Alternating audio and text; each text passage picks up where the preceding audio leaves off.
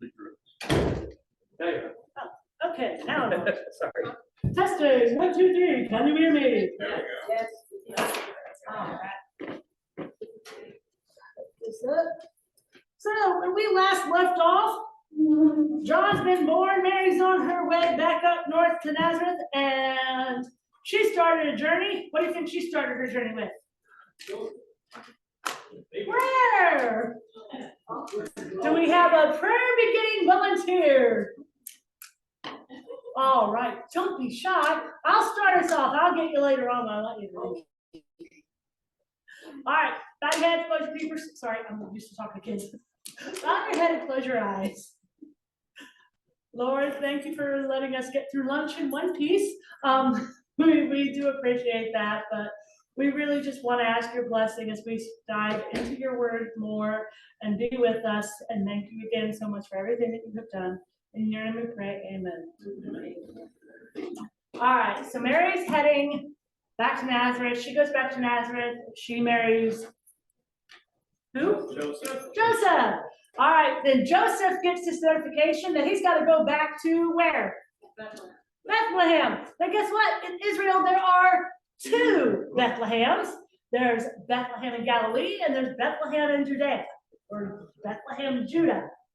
So if we go, these are all of the verses, Matthew, Mark, Luke, Genesis, Ruth. We're not going to read through all these. I'm just going to read Micah 5:2. It says, but thou, Bethlehem Ephratah, though thou be little among the thousands of Judah, yet out of thee shall he come forth unto me that is to be the ruler of Israel. So Bethlehem Ephratah, another name for Bethlehem Ephratah is Bethlehem Judea.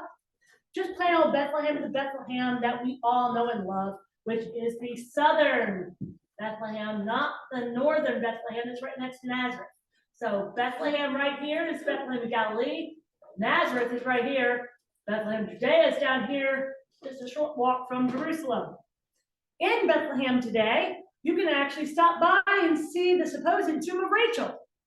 So you will see it is fenced off. They've actually got it around a wall. And you have to come in up here, come down this tunnel, or it's not a tunnel, it's a walkway, it makes you feel like a tunnel, and then go into this area, this courtyard. This is one of the entrances, and this is a water fountain that was put in during the Ottoman days. Because, of course, if you're going to have a tourist spot, you must have food and drink.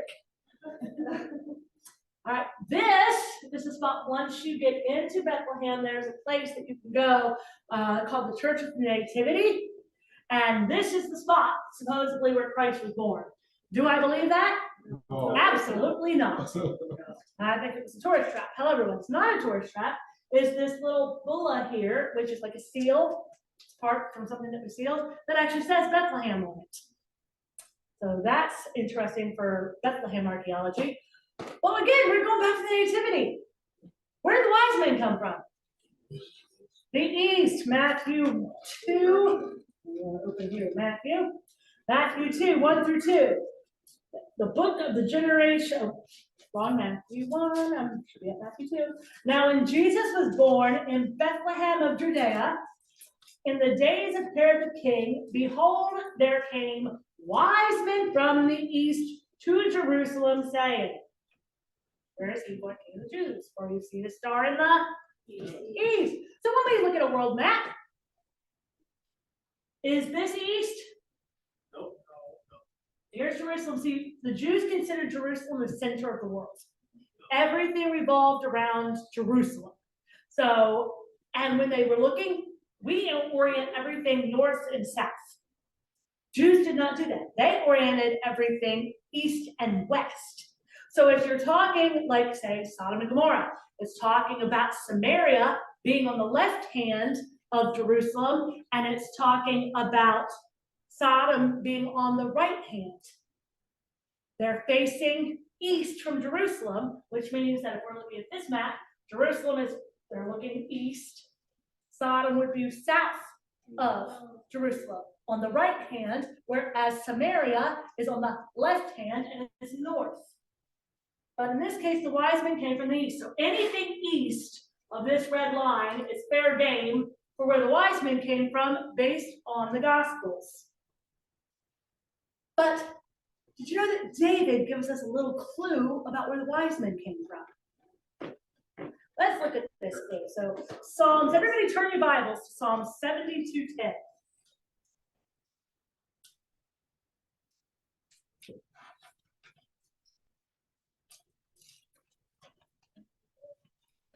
There's a lot of chapters in Psalms.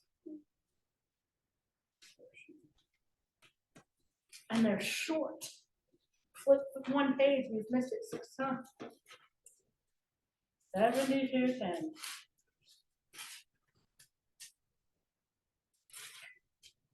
What says, the kings of Tarshish and of the isles shall bring presents. The kings of Sheba and Seba shall offer gifts. Who is that talking about? My Bible has a little star there. Do you know what the little star means in my Bible? It's a prophecy related to a specific individual. Jesus. There's lots of little stars in this chapter. So King David names the places where the wise men came from. He says, the kings of Tarshish and of the isles shall bring presents, and the kings of Sheba and Seba shall offer gifts. So where's one of the locations where the wise men came from? Tarshish. Where does that name sound familiar? Yeah, saw Tarsus. No, Tarsus is different than Tarshish. It's at a different location. But there's this guy decided he was going to take a cruise, an underwater cruise through the Mediterranean. Jonah. He decided he was going to flee. So if you actually go, did you know Jonah is actually mentioned in a book of the Bible other than Jonah? He's actually recorded in 2 Kings 14:25, and it tells where he was from. You get to the whole book of Jonah, and I was like, where is he from? You get to 2 Kings, and there he is. He was from this little town called Gath-Hepher, right up there, next to the Sea of Galilee, and this little place called Nazareth. So Jonah decided he was going to flee. He was supposed to go all the way up here, and instead he goes from here and not to there. He comes down here and decides to flee. Most people place Tarshish as somewhere in the Mediterranean because it talks about the Isles. Right. Tarshish is associated with Isles, so it had to be somewhere over here. And this lovely place called Tartessos in Spain, that's just the right location for them. I mean, Tarshish, Tartessos, same thing, right? Well, it can't be. Other locations is Crete and Cyprus, but none of those match the description of being what? East of Jerusalem. They're all west of Jerusalem. So all of that lovely archaeology, everything that you see in every single archaeological book, Bible commentary, they're all wrong. Because David says the wise men come from this place called Tarshish. Matthew says, you see the star in the east are come to worship him, so it had to be east. Did you know that King Solomon is also joins in on this conversation? See, King Solomon built ships for Tarshish right here in Geber. They actually crashed. You can read there was in the Kings or Chronicles, or maybe both of them. They would build their ships there on the tip of the Red Sea. And there was a storm and the ships crashed there as they were making them. There was an accident. Now, if you live in this nice, lovely wooded area over here, why would you come all the way around Africa? Because remember, there's no Suez Canal at this point. They would have to pick up their boats and haul them across the desert if they wanted to get to here. Or they would have to sail all the way around Africa, come over here and build their ships in the middle of the desert where there's no wood. Does that make sense? No. So King Solomon has this fleet of Tarshish that they're building the ships for them and they're sending the stuff. And sometimes the ships leave from here, and sometimes the ships leave from here. And King Solomon says that it was a 3-year journey. If you go to 1 Kings 10:22 and 2 Chronicles 9:21, it was a 3-year round trip. So if you consider a 15, you split 3 years, 15 months on either side, or 12 months there, 12 months back, and 12 months, to play around and gather, and there's going to be stops along the way. because they're bringing back things like peacocks and monkeys. And guess what's so special about the fact they're bringing back peacocks and monkeys? Okay. Peacocks were highly prized. Now, you can find peacocks in Africa, but guess what? They do not have the lovely little eye and tail feathers. There's only one place where you can get peacocks naturally that have those lovely little tail feathers that are described in the records from the Greeks. And it is not anywhere over here. It's in Indonesia and India. The name for the monkey that is used there is actually the tamil, which is in Sri Lanka. So the goods that they're bringing back from Tarshish on these ships that Solomon is sending to, and he's the wisest and wealthiest man at this point that ever lived. And this is the goods that he's choosing to bring back to show his wealth and his greatness. So he wasn't coming all the way over here. They were bringing them to there. Come on, click, click. We also know from Acts 27 and 28 that it only took 3 months, and that's because they had to stop for the winter to get across the Mediterranean from here over to the island of Malta to go to Italy. And that's what's having to stop for the winter. If it wasn't for having to stop for the winter, they could have been there in a couple of days. It would only take 31 days if you went from Tel Aviv to the Strait of Gibraltar. That is where Africa almost touches Europe, right there at South of Spain. go back, right there. Well, how far? Right there. From here over to here at a rate of about, I think it was, okay. How many miles? It was, Yeah, see. oh, it was 3 to 4 knots. 3 to 4 knots an hour. And it would only take you about 31 days to cross the whole Mediterranean on their type of ships. No motor power or anything. So 31 days into a 3-year journey. That doesn't calculate. There's something wrong there. If they're only getting ships from the other end of the Mediterranean once every 3 years, that shows that they're a very weak nation instead of being a very strong nation. And Solomon was making it very clear that he was a very strong nation. All right, Isaiah 60, 3 through 9. This is a very long, very, very long. So I'm going to flip to Isaiah.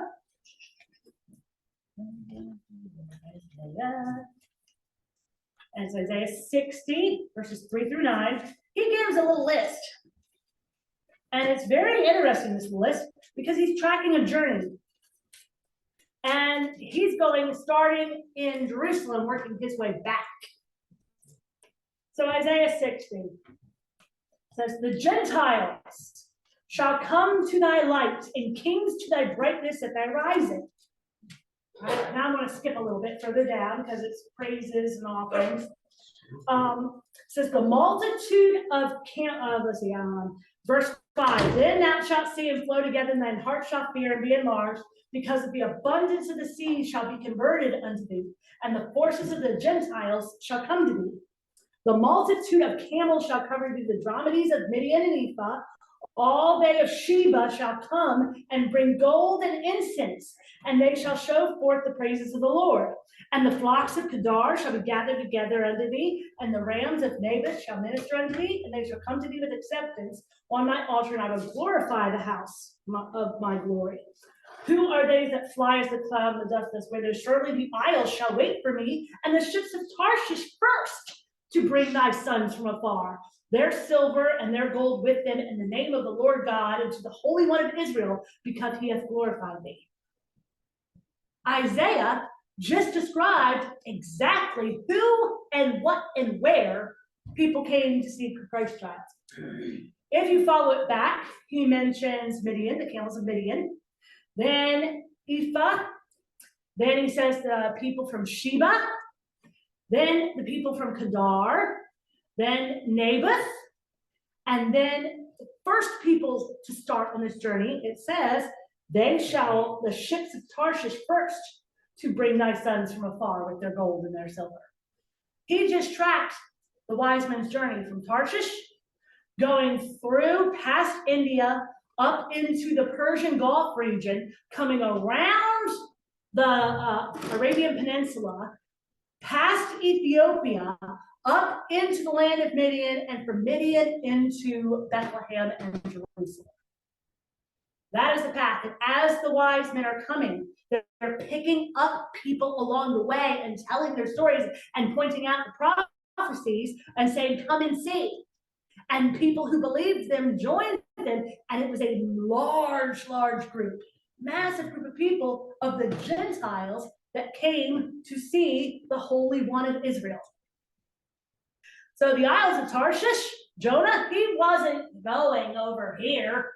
Jonah was taking a 3-year journey of no return over to here. Tarshish and its isles. It means Indonesia. It doesn't mean the Greek Isles, because the wise men were from the east. Greek Isles don't fit that. The animals, the description from Isaiah, we know where all of these the only ancient lands that we didn't know where it was Tarshish, because we knew where Naboth and Kedar and Sheba, we've all found the stuff from them. We hadn't found the stuff from Tarshish, and everybody always just assumed it was over here, because that's what you read in all of the documentation. But when you actually look at the Bible, that's impossible. Tarshish has to be somewhere over in India or Indonesia going into China. That is east. All right, did the shepherds and the wise men meet? Well, the shepherds were there what night? So we have Luke 2:11.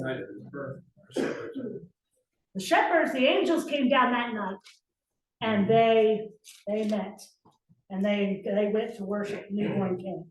So we go to Luke 2:11. Luke 2:11 says, "For unto you is born this day in the city of David, and this shall be a sign." And then they came to pass as the angels were gone, the shepherds said to one another, I'm in verse 15, "Let us go now." So the shepherds went that day. All right. After the shepherds were gone, we go to verse 21. It says, "And then when 8 days were accomplished for the circumcision of the child, his name was Jesus, so called, and the days of her purification according to the law of Moses were accomplished. And they brought him to Jerusalem." Now, the days of purification, if you go back to Leviticus, how many days do you think it was for a male child? 30 days. Well, it was a total of 40 days. And if it was a girl, it was a total of 80 days. And it's debatable on whether the first 8 days calculated into that or if it ran concurrently with that. But we know for a fact that she could not go to Jerusalem to offer the offering at the temple until 40 days were passed. So if the shepherds went there at 40 days, or at that very night, 40 days later, she's still in Jerusalem. Had the wise men showed up yet? No. How do we know that? Well, 2 years credit. You go to Matthew chapter 2. I've got you running all over the Bible here, don't I? Matthew chapter 2 say, "Where is he that is born king of the Jews? And Herod diligently inquired after them for when the star had appeared.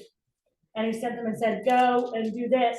And when they were departed, so they came, they worshiped, they gave the gold and the silver. They may have actually left animals. We don't know. They may have left camels. God may have provided his son with a camel to get to Egypt from some of these gifts that they could then trade and live off of this wealth that they had, newfound wealth. It says, and when they were departed, the angel appeared to Joseph in a dream, saying, arise and take the young child and flee into Egypt and be there until I bring. And when he arose, he took the young child and his mother by night and departed into Egypt. What does that sound like? It sounds like that the minute the wise men left and they went a different way. And remember, Bethlehem is not that far from Jerusalem. All it would take is one little word, and within an hour or two, depending on how fast somebody was moving, they could tell Herod where, hey, those wise men left, and they're not coming towards Jerusalem. Sounds like that when they left that night or the next night, the angel comes to Joseph and says, scram, quick. And Joseph scrams real fast. He goes down to Egypt. So is it likely that the shepherds and the wise men met? No. And when it goes back and it's talking about the killing, was wroth and slew all those from 2 years old and under. This is verse 16 of Matthew 2. And it's according to the time which he had diligently inquired of the wise men. So it would appear that by the time that the wise men come along, Jesus is 2 years old, or just about 2 years old. That matches up with what we know. There's speculation that they only stayed about a year in Egypt. We know when King Herod died, it was in 1 BC, the end of 1 BC. Jesus was born near the end of 4 BC. That would mean if he was 2 years old, 4 BC to 3 BC, 3 BC to 2 BC, this is going on in 2 BC. 1 year later, Herod dies, and they can go back home. So it perfectly fits what we know of the story. So when they go to Egypt, do you think they stuck out like a sore thumb? Yeah. Well, here's the thing. If you go back, remember the Daniel statue? And you had this king called Alexander the Great, and they were the Greeks. The Greeks were ruling. Alexander the Great, it's recorded that he planned to wipe out the Jews, and he was going to Jerusalem to destroy it. He had said, he's like, I'm gonna get him. When he's on his way, he has a dream or a vision from God saying, don't touch that place. Scared him so bad, he then goes to Egypt, builds and opens Alexandria and several other safe havens for the Jews, and says, here, come. And this is when they start building all sorts of synagogues everywhere. So not only my here, have a synagogue, you have a synagogue, you have a synagogue, you have a synagogue. We'll just scatter synagogues all around. So even that far back, they're talking, 300, 400 years before Christ is born. God is providing a safe haven for his son for when he would go to Jerusalem or flee from that area of Jerusalem down to Egypt. And we have no idea where they went. They could have gone to Tanis, they could have gone to Alexandria, they could have gone to Cairo. There are stories that coming out of Egypt that they were all over the place. Who knows if they just want you to take a cruise on the Nile and say, oh yeah, they stopped here and here and here and here, and that would be $500, please. But one place does say that they went to Cairo back then was called Memphis. That's where we get the Memphis in Tennessee from. It was designed for that. Or at least named for that, not necessarily designed. Although the Bass Pro Shop there is built like a pyramid. For any of those who want to drive down into Arkansas, the Bass Pro looks like it's a pyramid. Wanted to stop and go in just for that. All right, they were going to go back to the land of Judea, but Herod's wicked son Archelaus was there. We have his coins that are dated for 4 BC. But the thing is that they're not dated 4 BC. They're dated for 1 AD, but he himself, Archelaus, dated the beginning of his rule to 4 BC. So the Romans would not let you make a coin in your own name until you were solely driving it, kind of like a provisional license. When somebody, how long have you had your license? Oh, I've had my license for, X amount of years, but I didn't get my permanent license until I was X. And so the Romans are like, you know what? We don't care what you say in your coin. You can say I started ruling in 4 BC, but you may not start making your coins until your father is dead. So a lot of people will use these coins to say, oh, look, we have the coins. Herod had to have died in 4 BC because his son dates his rule from there. That's not actual concrete evidence. All that means is that he began a co-rule with his father during that time frame. But he got exiled. He only was at the helm of his own, without daddy helping him, for about 5 years, if that, before he got called to Rome, and then got kicked out of Rome and ended up going into Gaul, which is modern day France, Switzerland, Germany, Belgium, that lovely little region there. But he actually was put into a little town near Lyon. Right, speaking of Nazareth, if you were to go to Jesus' hometown, there's surprisingly little archaeology there.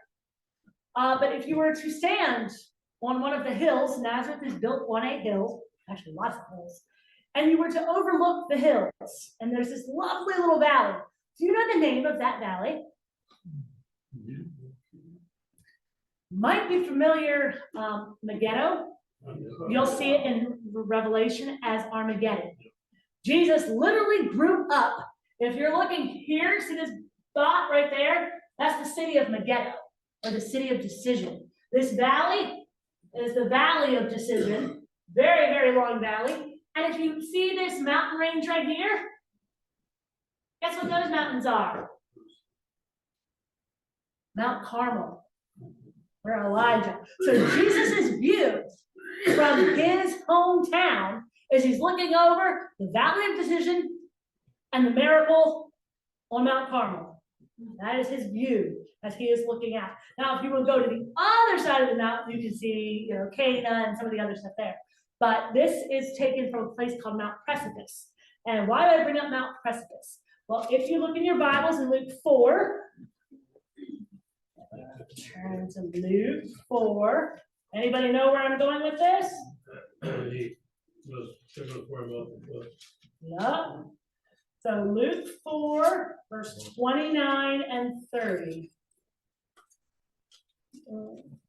And there rose up and thrust him out of the city and led him unto the brow of the hill wherein their city was built, that they might cast him down headlong. And he, passing through the midst of them, went on his way and came unto Capernaum, a city of Galilee. Mount Precipice is a national park there. This is the view from the national park. When you're looking on the satellite imagery, it does look like a good location, nice solid cliff there if you want to push somebody over. Imagine the things that you end up looking up on Google.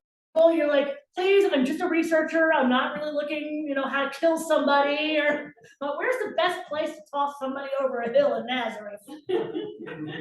Mount Precipice does kind of fit that lay there. Now, when we're looking at Nazareth, there is one archaeological site that does stand out, and it was built under a nunnery, and it is a first century home. It has the entranceway here. So all of this has been built up. The ground, everything has been built up around the city over the course of the past 2,000 years. But when you go down to ground level from the first century, that's where you're seeing this building. And this wall here is the same as this wall here, it just extends further back.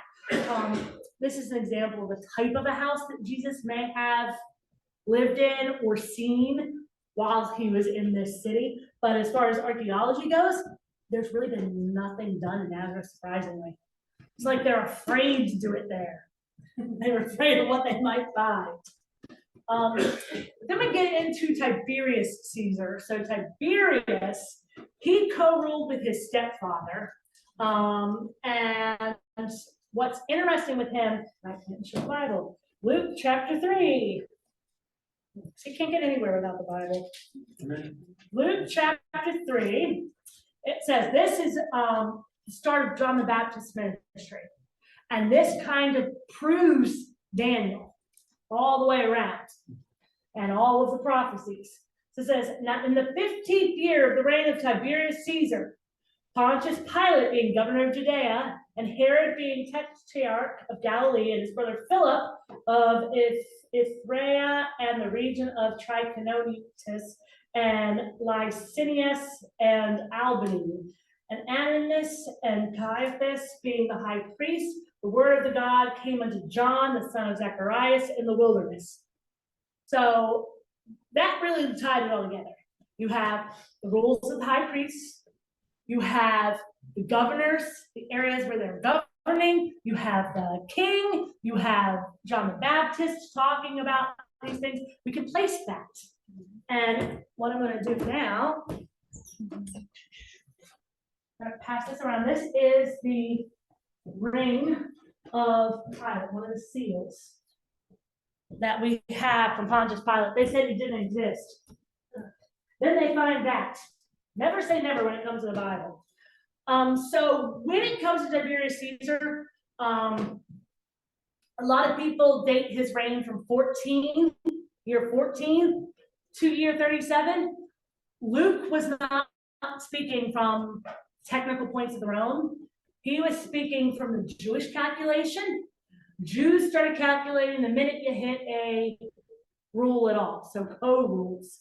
Romans did not count co-rules. So while most of the world says that Tiberius did not begin ruling until 14, according to the Jewish records, there was a battle in 12 AD that they said he was instrumental in winning this battle, and the people pledged their allegiance to him. and this was in 12 BC.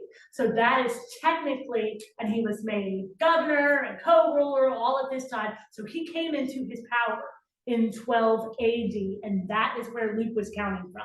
So if you count from 12 AD, the 15th year goes into 37. 37? I'm sorry, 27. All right, then we have Pontius Pilate. That's the ring and the seal that I'm passing around right now. Then we get into the Herods. And I'm gonna leave this on the screen right now. We're gonna take a little break because it's been about 30 minutes since we began. So we're gonna take a break. So restroom, water, stretch your legs. We'll reconvene in about 5 minutes. I'm here for questions if you have any, if I need to go back slides, but then we'll kick it off with the Herods and we'll just kind of zoom through this real fast. Can you go back a slide or two? Sure, which slide are we looking The for? one who had Tiberius, next one. Okay, so Tiberius, Julius Caesar, and Augustus, is that all the same person? No, so Caesar Augustus was Okay. Tiberius's stepfather. Okay.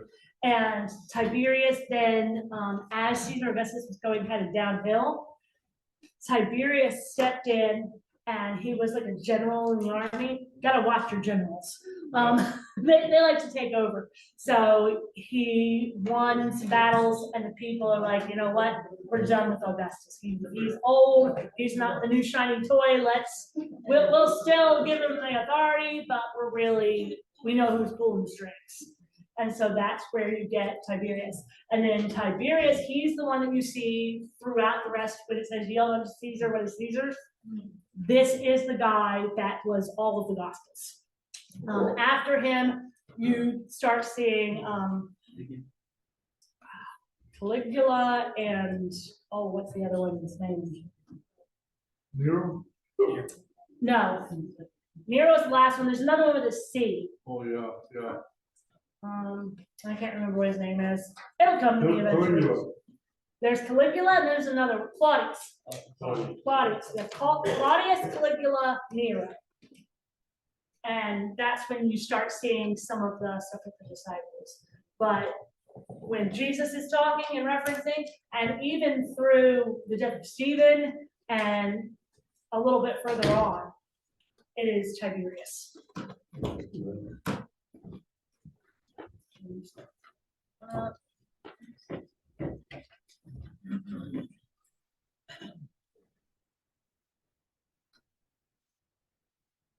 Any other questions related to this material?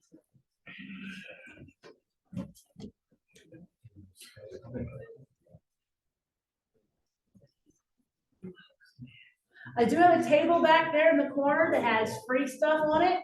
So books, there might be some bookmarks, the DVD might be left, I don't know. You can take a kid's bag if you want. Kids' bags had a Jesus sticker book.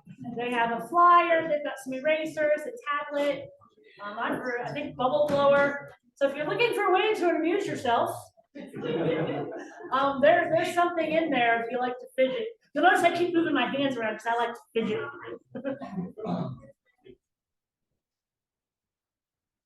Or if you just plain old need the bag and carry the books in, that works too.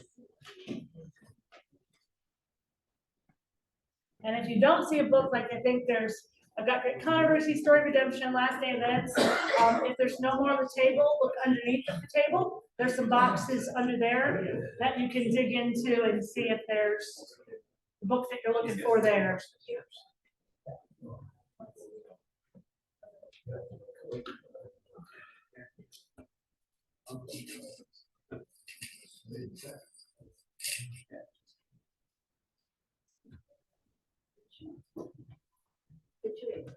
I think I missed that part when you talked about 3 wise men.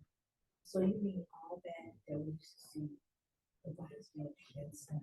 Oh, none of it. So They didn't there's see not Jesus 3 of too. them. There was way more. This was like massive. It said there were 3 kings, but there could have been other people. Well, it doesn't say that there were 3 kings.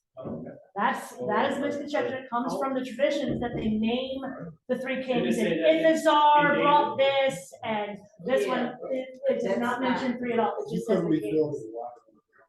Okay, thank you. It comes from the misconception from the 3 different gifts, correct? So Yes. 3 gifts, there have to be 3 Three gifts, and we're only told specifically those 3 gifts. They probably brought other gifts as well that, that they could have used to trade. They would have needed to make very quick escape. So the camels would have been a very good way to do that. They could have given them carts. We're really not told exactly what they did give them, but they didn't make a 3-year round trip journey from Tarshish to just bring a little piecely bit of gold and some myrrh and some francs. Yeah, so a lot of it gets caught in there too. Yeah, big time. We're told they provided what's needed for them to do that sojourn. Yeah. So whatever was needed, so that would have been a way of escape, because you get the idea of this little donkey plodding along, but think about this, there would have been highwaymen along the way, and the slower you went, the more chance you were of a target, and they needed to get out of that region fast. So they needed to fly under the radar, but they needed to fly quickly, and they needed enough money and materials that they could live in Egypt for an extended amount of time, because they didn't know how long they were going to need to be there. God knew exactly when, but they probably were there for at least 1 year, based on what we know of the 2 years that. I know Christ was back at the proper age to be presented in the temple. Yeah, so he was back by 10 AD, because we know that he attended the Passover on 10 AD. So we know that he was at least back by that point. And we know that it was during the reign of Archelaus, who only ruled by himself from 1 AD to 6 AD. And 2 of those years were tied up, parts of them going back and forth to Rome and dealing with his own trial because he was getting kicked out. So that gives us a time frame probably closer to 1, 2, or 3 AD when they were to return.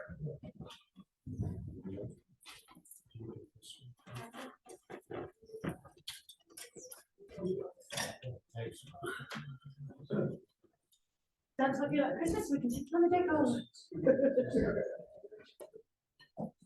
See, you left it up just for this program. You knew it was coming. All right, so we're gonna start back up again. All right, so the Herons. That was kind of like a family name. We talked about how great they thought they all were. There were at least 4 sons that survived. The ones that we're seeing in the New Testament for the Herods, Antipas is the one that's dealing with John and Jesus. He married his brother Philip's wife, but Philip's wife was Herodias, who was the daughter of Aristobulus, who was their brother. That makes her their niece/wife, and the daughter was stepdaughter and great niece, and the whole thing is just yuck. Yeah. And then we also see Felix later on in the New Testament, and a girl named Bernice. Bernice was, so we had Drusilla, Agrippa II, and Bernice were all siblings. But Agrippa II and Bernice were actually, she's also called his wife. So really double yuck. All right, this is the throne room of Herod Antipas. If this is the place where they were at when John the Baptist's head was brought to them on a charger, that would be the floor that the girl danced on. And here's another view of it with some coins from his time. Caiaphas, he was a high priest. We actually have his bone box. Now, this one is highly debated. They go back and forth. Is it real? Is it not? Is it real? Is it not? If it is real, it's very highly ornate. It is detailed engravings on it. It says, Joseph, son of Caiaphas. We know from Josephus that his name was shortened to just Caiaphas, but that his name actually was Joseph. Joseph Caiaphas. So this very easily could be his bone box. Who knows what a bone box is for? So what they would do is they were running out of space to put people. Bone boxes can be, rather big, they can be rather small. If you have a family tomb, you can fit 50 bone boxes in, whereas you might only be able to fit, 15 bodies. So they would let the bodies deteriorate. Then they would take the bones, they would wash them, they would put them in these bone boxes to preserve for eternity. Bones were not found in this box. But here's one that's not so highly contested. This again, if you can see the picture, it's got some detailed engraving work done on it. And it actually says Miriam, the daughter of Yeshua, son of Caiaphas. So this would have been Caiaphas' granddaughter. And it actually lists his position as high priest, and it gives his priestly order number 24. So we can actually trace Caiaphas, if not through the first one that is, debated, but through this one that is not debated at all. And we know that he was from the tribe of Levi, the 24th order. The 24 orders, by the time Jesus' day, they were divided up to be Pharisees and Sadducees, and only the Romans only allowed Sadducees to be leaders because they were obedient to Rome. So does that play into that? It might, because they were still, even though Rome was breaking them up, they were still playing to the Jewish traditions. So they were kind of doing both. And Caiaphas was actually a really rotten dude. He got the position of high priest because of wheeling and dealing. And then it said that he actually strangled to death Ananias. Caiaphas named his son Jesus. Technically, yeah. Yeah. Because he wanted to be the Messiah. He had a complex. Yeah. But it's really interesting because if you look at Luke and you look at the family tree that's going on, the parable of Lazarus and the rich man was actually a veiled, very thinly veiled dig at the priesthood, because Jesus was calling the rich man was Caiaphas, and his father was Annas, the high priest, who should have been ruling, and Annas had 5 sons. So he says, I have 5 brethren. Let me go and tell my 5 brethren. And Jesus said, if one should raise from the dead, they wouldn't believe. So, it's not going to work. He names the person he was going to raise from the dead, Lazarus. So the whole thing was Jesus being prophetic and calling out, just like it's believed that when Jesus was giving this parable of the house on the rock, that you could actually see the remains of the house that had been built on the sand. They were looking at it at that time, and he was using the stuff that was around him at that time to present stuff to them in a way that they would understand it. So in their own terms. Like when we're talking about money nowadays, we bring it up to our terms. So we're not saying, oh yeah, they sold for 40 shekels. They'll take that in some of the newer versions and they'll put that in, a shekel was this amount. Because that's what we want to know. We want to know, what is this worth in our terms? What does this mean? And so that's where you're getting some of this. But Jesus was baptized in the Jordan River. Here's the thing, this is on the wrong side of the Jordan River. So everybody always said, oh, this is the side, this is where Jesus was baptized. Wrong side. Jesus was born on, John was baptizing on the west side, not the east side. However, you go straight across and you have this site. So you have 2 competing tourist attractions. One is correct. This one's actually more correct. The other one is the one that people get duped on. But it's still the same river, and it's still dirty. Would you want to go swimming in that? No, thank you. I wouldn't touch it. And that's why Naaman is like, hold on a minute. He wants me to go bathe where? If I wanted to bathe, couldn't you pick the spring over here? Or, I'll go to any spring. That river? Right now we're getting into Galilee. This is the lovely Sea of Galilee here. It's 8 miles from here to here, and it's about 13 miles from there to there. And a lot of Jesus' ministry circles this sea. Any ideas? I need a volunteer to read John 6:1 and another volunteer to read Luke 5:1.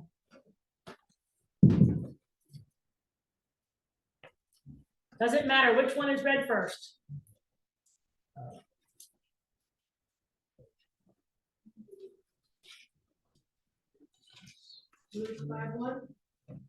And it came to pass that as the people pressed upon him to hear the word of God, he stood by the lake of Gennesaret. And John? Yes, over here, for the mic. After these things, Jesus went over the Sea of Galilee, which is the Sea of Tiberias.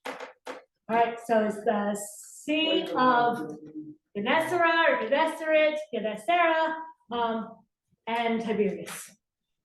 So Galilee has multiple names. Here's more of a view. It's a very hilly country surrounding there. So this is kind of a side view of the other map. Just to give you an idea, Magdala, Hernium, Bethsaida, Torzim, all these lovely places. We know the drying of the swine here, lots of places. How did they get across there? Used something called boats. This is a 1st century boat. So the boats for the Sea of Galilee were done a little bit different than regular boats. These are flat bottom boats so that they could fish in shallow water. It was about, this particular one, 27 feet long, not more than 4 feet tall, and its width was 7.5 feet. Now there are other ships that are bigger, but this one would be a standard ship sailing vessel. It had seen its better days when it was buried. As the boards would get messed up, they would replace them. So there's multiple, you can see where they would replace one board because they just couldn't afford to buy a new boat. So they kept patches on patches on patches until the patches weren't working anymore. And they sunk it. All right, Cana. This is where what happened? When The wedding, the water into wine. We read about this in John 2. This is a water vessel, or it's a stone jar. Were they originally supposed to have stone jars there that they were drinking out of? No, it was for it was water for the purification.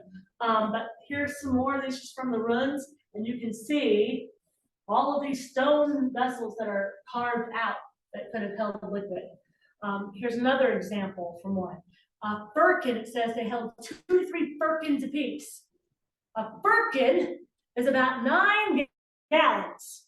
And if each one of these jars held 2 to 3 apiece, we're talking one jar holding between 18 and 27 gallons.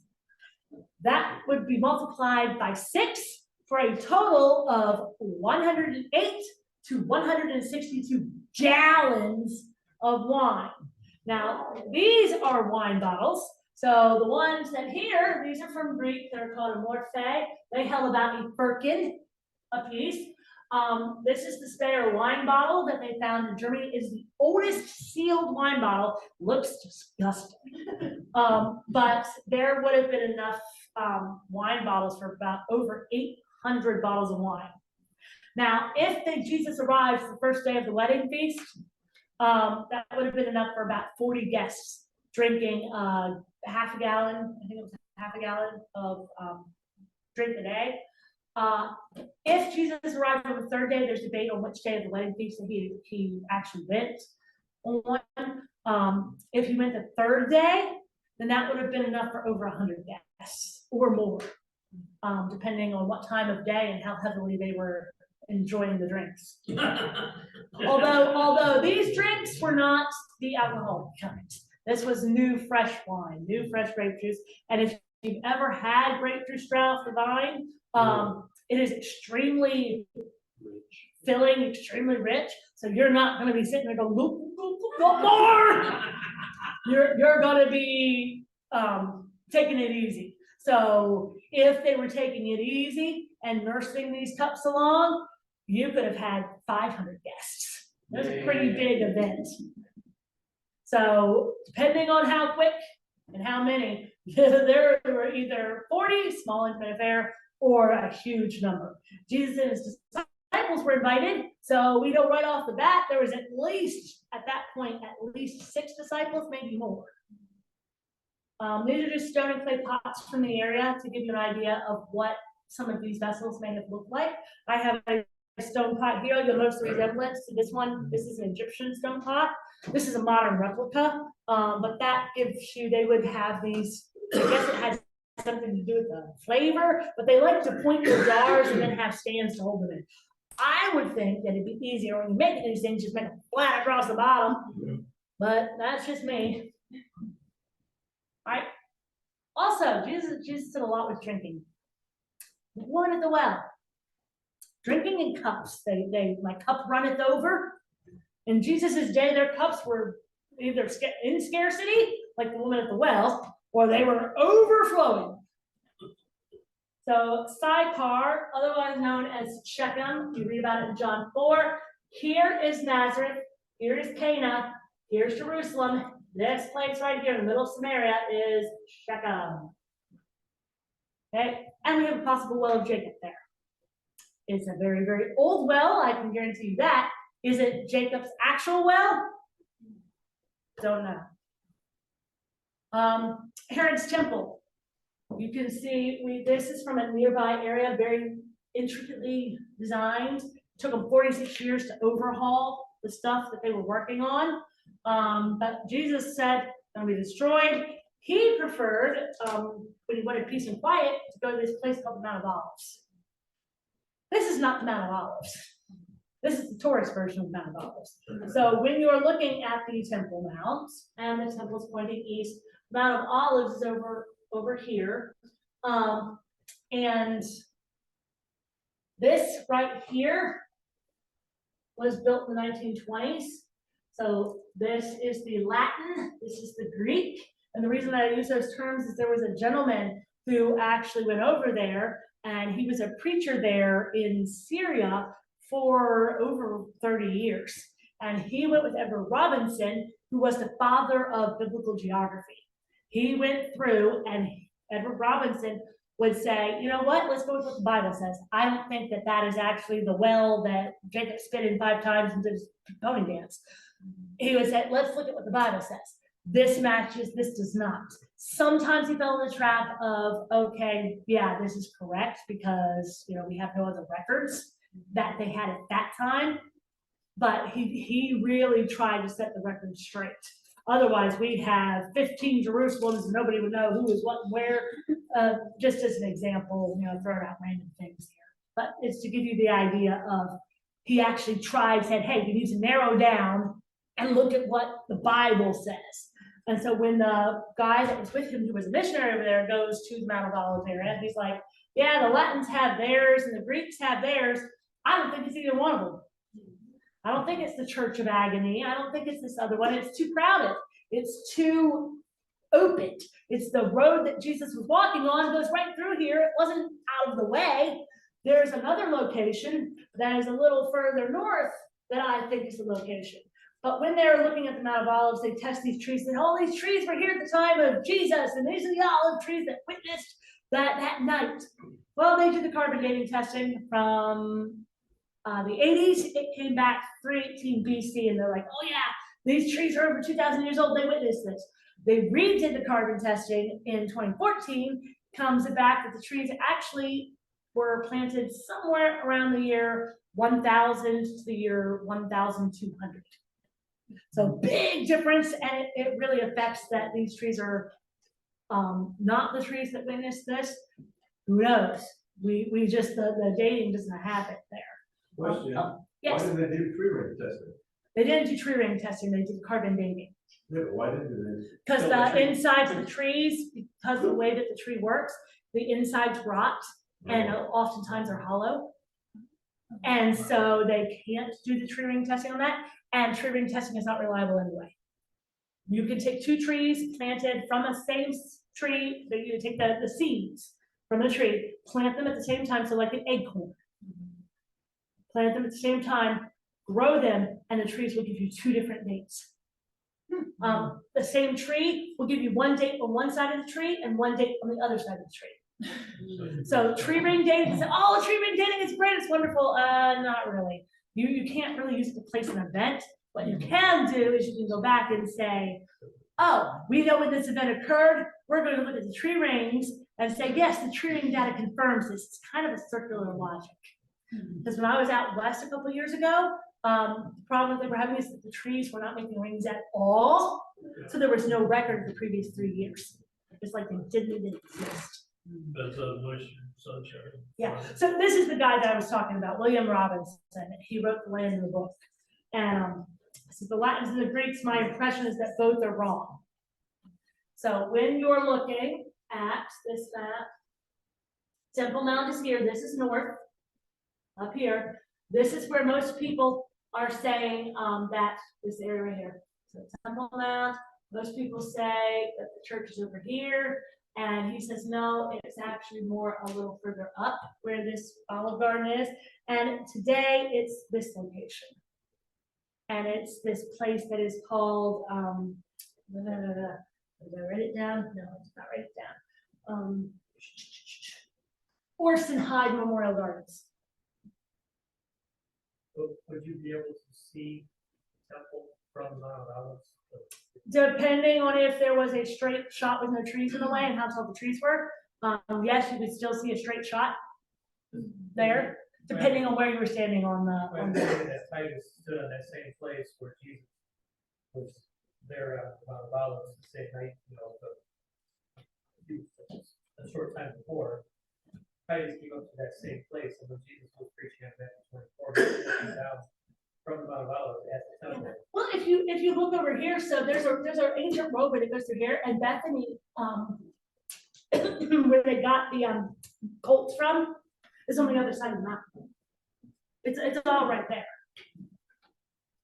So depending on how many trees and how tall would depend on if you could see it. Which in that area, the trees, you see how they are spaced out. So probably if you were in a pine forest in Appalachia, if winter maybe, but in this area, no, you could probably see, I'm not gonna say absolutely because you don't know which trees were there and which ones weren't.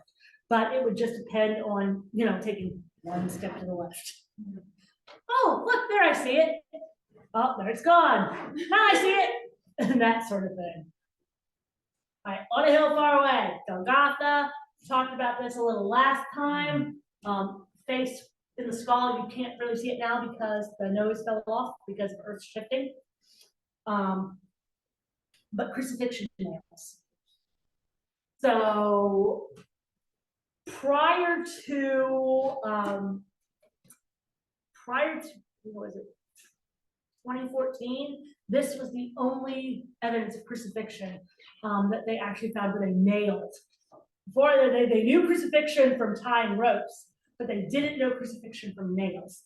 When they found this one, they're like, oh, this is the only one of proof of a nail, no other ones. And then I think it was 2014, they found another one that actually was nailed.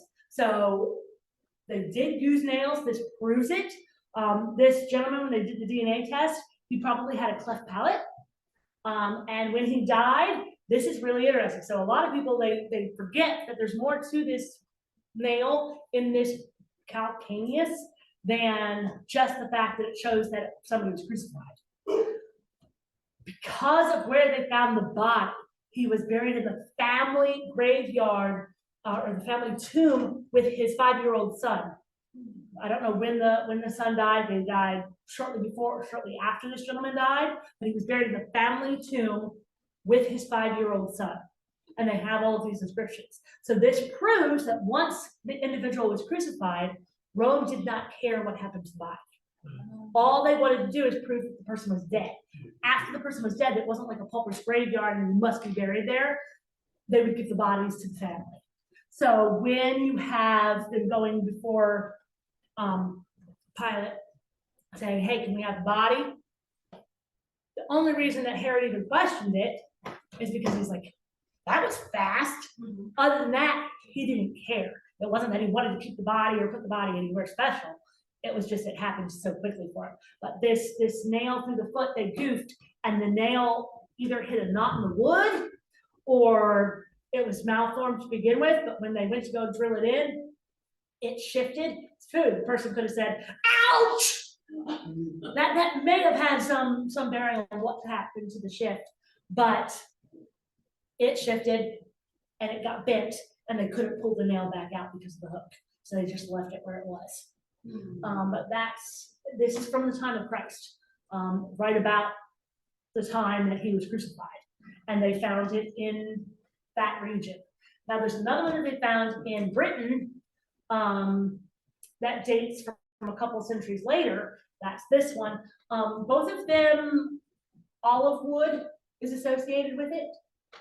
And that's probably may have been the type of wood that was used for crucifixions. I don't know what the significance would be of that, but olive wood is linked to those, and I have not looked into it further to, see all of the, what's the word I'm looking for, significance and how that would play in. But there's one interesting thing that I don't think many people are aware of. Scientists have actually dated the crucifixion through earthquakes. So when they're looking at the geologic record, a lot of times if you look up when did Christ die, you will get a date of 33 AD. 30 AD or 33 AD, hands down. Rarely do they date it to 31 AD, which is the correct date.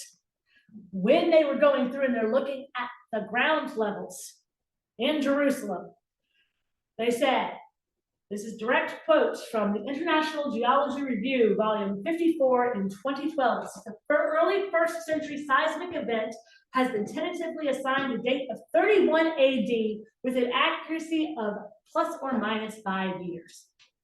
And they have stuck with that. The tentative became positive. So they actually physically date it to 31 AD and then say that proves 33 AD because they said it could be plus or minus 5 years. I'm like, no, they were pretty much right on target because there was at least 2 earthquakes, possibly 3. But we actually do have the earthquake record of the crucifixion. Most people don't realize that. Now we are finished with Christ's soul ministry. We're going to start talking about the disciples. Before I do that, I wanted to give you a little taste. All right, who are the 12 apostles? Peter.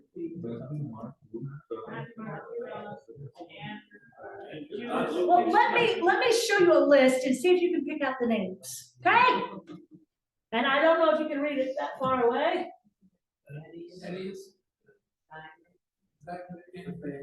Do you see any names that shouldn't be on the list? Yes. All right, who shouldn't be on the list? The 12 disciples, are we talking about? Yeah, the 12 disciples. Jesus got to help him. Simon, Peter, Andrew, James, got John. Levi.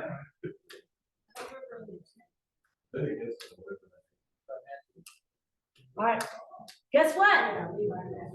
This is all parts of their names, maybe? Nope. Every single name on this list is the 12 disciples. Every single one of them. Now, let's look into these disciples. Let's see if we can cover the disciples in 15 minutes. That'll give us extra time. So Simon, Peter, and Andrew, they were what? Brothers. They were brothers. They have some other names. So I need somebody to look up Matthew 4:18. I need somebody else to look up John 1:42.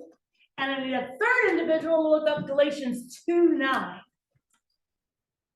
So Matthew 4:18, John 1:42, and Galatians 2:9. I have a mic here. All right, when you've got one, raise your hand and we will. I got John. All right, we've got John. And he brought him to Jesus. Now, when Jesus looked at him, he said, "You are Simon, the son of Jonah. You shall be called Cephas," which is translated as stone. All right, so Peter had a name of Cephas. Cephas. All right, next. And Jesus walked by the Sea of Galilee, saw 2 brothers, Simon called Peter, and Andrew his brother, casting a net into the sea, for they were fishermen. All right, so we have Simon Peter, Cephas. Galatians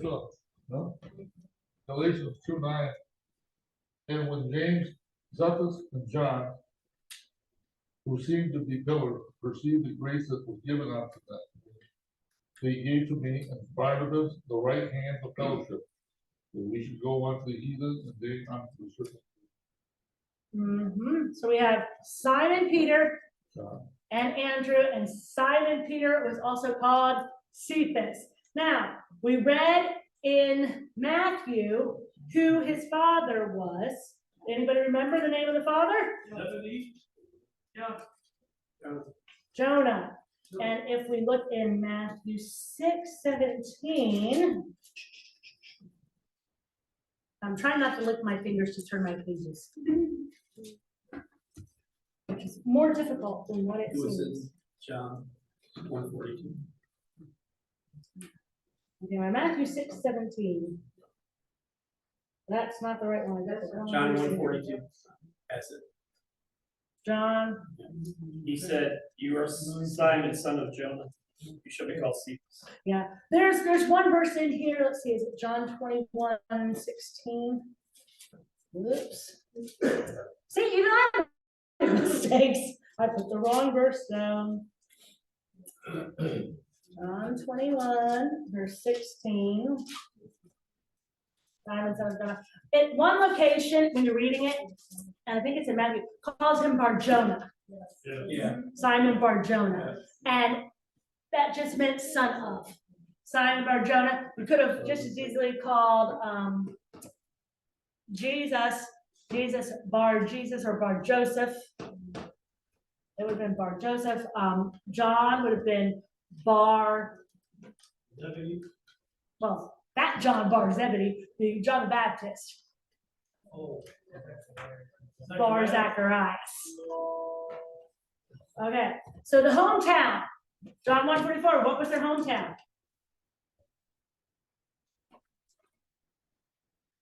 John 1:44. John 1:44 says, now Philip was of Bethsaida, the city of Andrew and Peter. So their hometown was Bethsaida. But guess what? They had another residence. So we're going to turn to Mark. So you got to go all over your Bible. We're going to go to Mark chapter 1.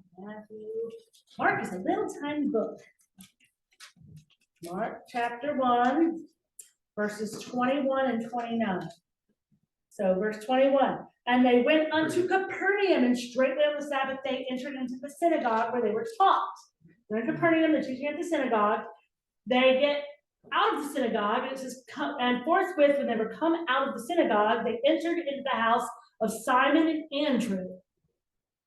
So they were from Bethsaida, just like Philip, but they had a house in Capernaum. Peter's manner of death. There's only a couple disciples where the Bible actually says how they would die. Peter's one of them. Peter in John 21:18 through 19, Jesus tells him how he was going to die. And how was that? Crucified. Yeah, there's rumors that he was crucified upside down. That comes from some of the writings. Bible does not verify that. So we're kind of left with the different writings that we have. That would be a good indicator. All the writings seem to agree that that is how he died, but I can't say 100% for certain.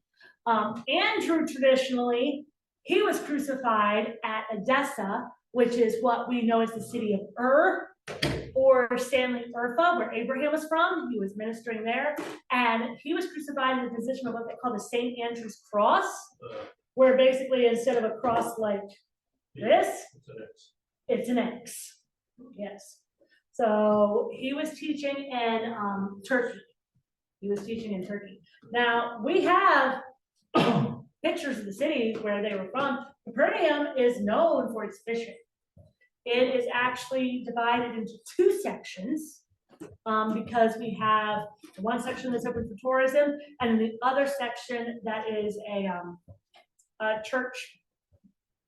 I believe it's the Orthodox Church, bought it and has not excavated it all. They have no plans to excavate. They don't want to excavate it. They want to leave it exactly as is. But when we're looking, see this big white building? That is the remains of a 4th century synagogue. Here's what's so special about that 4th century synagogue. It is built on top of the remains of a 1st century synagogue. So the black basalt, if you go in there, you can see black basalt rocks. That is the foundation of the first church that was there, most likely the synagogue where Jesus was preaching. And it says straightway they came out of the synagogue, and they came unto Simon Peter's house. It is believed that this right here is the remains of Simon Peter's house. Whether it is or not, I don't know. It could be, it's awfully close to the synagogue, which would have been a very high position in society, and we don't know Simon's level within society. Could have been, you know, much further away and not, you know, one of the town founders who it's like, oh, look at me, I live right next to the synagogue. But when you look on the inside, in some of the areas, there's ancient church, octagon church is what they call them, and they could sit around this octagon, so it's not quite a circle, but then the person could talk and speak, and you could look, you know, go around your room like this if you like to move around. And plus, some of the different shapes, like you notice how the theaters, the ancient theaters are all kind of up there and one channel down there. It's the way that the sound came down. That's the whole building is suspended in air. So the sides, they didn't want to damage any of the underground stuff because they can leave it or they can dig, or they can choose when they want to leave it and dig. But they didn't want to mess up the artifacts and the foundations by building a foundation. So they put anchor points outside of where the original building was made, and they built a suspended octagon on top of that. So you're hanging over, and as you're looking down and walking, you can see the remains of this first century house that had been turned into a Christian church at some point. They know it was turned into a Christian church because what they were finding there, it's that it had been converted into a church, that it was originally a house and it was converted into a large meeting place. And there was some other evidence that they found there that led them to the conclusion of church. One of the things that you will find is peacocks. Peacocks were a symbol for eternal life, and you will often find them associated with early Christian sites. And we have some peacocks. This is a recreation of what the floor may have looked like when it was done a little later than first century. Next, we have James and John. Do they have any other names? Sons of Thunder, or Bornigias. It's a weird word, but it means sons of thunder. Who was their father? Zebedee. Zebedee. So their father is Zebedee, no question there. Who was their mother? Zebedee's wife. Yes, she was Zebedee's wife. I need somebody to turn to Mark 15:40. I need somebody else to turn to Matthew 27:56. And I need a third person to do John 19:25. All of these verses are talking about the women that are around the cross when Jesus is dying. We have Mark, Matthew, or John. I hear Mark. I hear John. Looks like we're doing John first. John 19:25. Now there stood by the cross of Jesus his mother and his mother's sister, Mary the wife of Clopas, and Mary Magdalene. So John is recording 4 women. John had this habit. He would do certain disciple. It was a habit that they all had. They didn't like to talk about themselves. So when John says, and a certain disciple outran Peter, who's he talking about? Himself. When John Mark is writing about them coming and getting Jesus at the Garden of Gethsemane, he says, and a certain young man ran naked to the street because they went to go grab him and they took his cloak. Who was the certain naked young man running through the streets? John Mark, because it was his mom's house. He probably was this teenage kid, sees all the guys go out to do something, says, oh, I want to see what they're doing. Just threw on an overcoat real quick so nobody will know. You know, what did your mother always tell you? In case of an accident, always make sure you got on your drawers and they're clean. Well, he didn't listen, and he gets there and they go to grab for him. They grab his coat, and he's so scared, he just keeps running. But it said, a certain young man. So when John is listing the women around the cross. He lists Jesus' mother, but he doesn't name her, which is odd. Then he said, and his mother's sister, and then it names 2 other women. And there's a big debate on whether or not, that his mother's sister was named Mary, and she was married to this guy named Cleopas, or, this other lady. But John is not listing the names of people that are close to him or himself as a way to deflect from their position and put the eyes on the true meaning of the story. And that's what they always did back then. So in this instance, he doesn't name Mary. He never names Mary. Doesn't name Mary's sister. Why would he do that? Now, let's read, keep that in mind. Let's read the next one, which is the one in Matthew. Or are we on John 19:25? Or Mark? I give Mark. Mark, let's do Mark. Mark 15:40. There were also women looking on afar off, among whom was Mary Magdalene, and Mary the mother of James the Less, and of Joseph and Salome. All right. Comma placement. Let's read that again. There was about the cross, Mary, Mary the mother of James the Less, and what was that? Joseph. Mary the mother of James the Less and Joseph, and Salome. Salome is not her daughter. That is another woman. All right, and then the final, or was that a question? No, I'm trying to keep count. Oh yeah. So there's different varying numbers of women, but there's ones that are central to the story and they keep popping up. So Mary, the wife of Cleopas, keeps popping up. Mary, the mother of Jesus, keeps popping up. They're the same in every one. Sometimes they're named and sometimes they're not. And then the last one's Matthew 27:56. And I might need to just find that one. Matthew 27:56.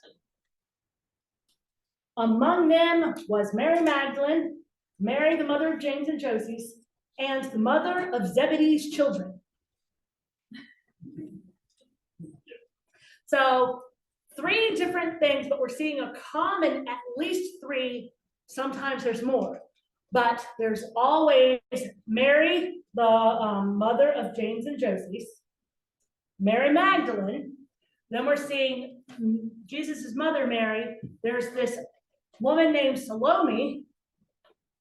There's the mother of Zebedee's children who's not named, but she's here. When you actually start putting them all together and you look at the list of all 3 women, you trace Joanna.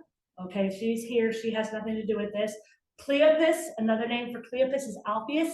It's the difference in the Greek and the Hebrew. Same name. Alphaeus and Cleopas, same exact name. So one of these women is Jesus's aunt, Mary's sister.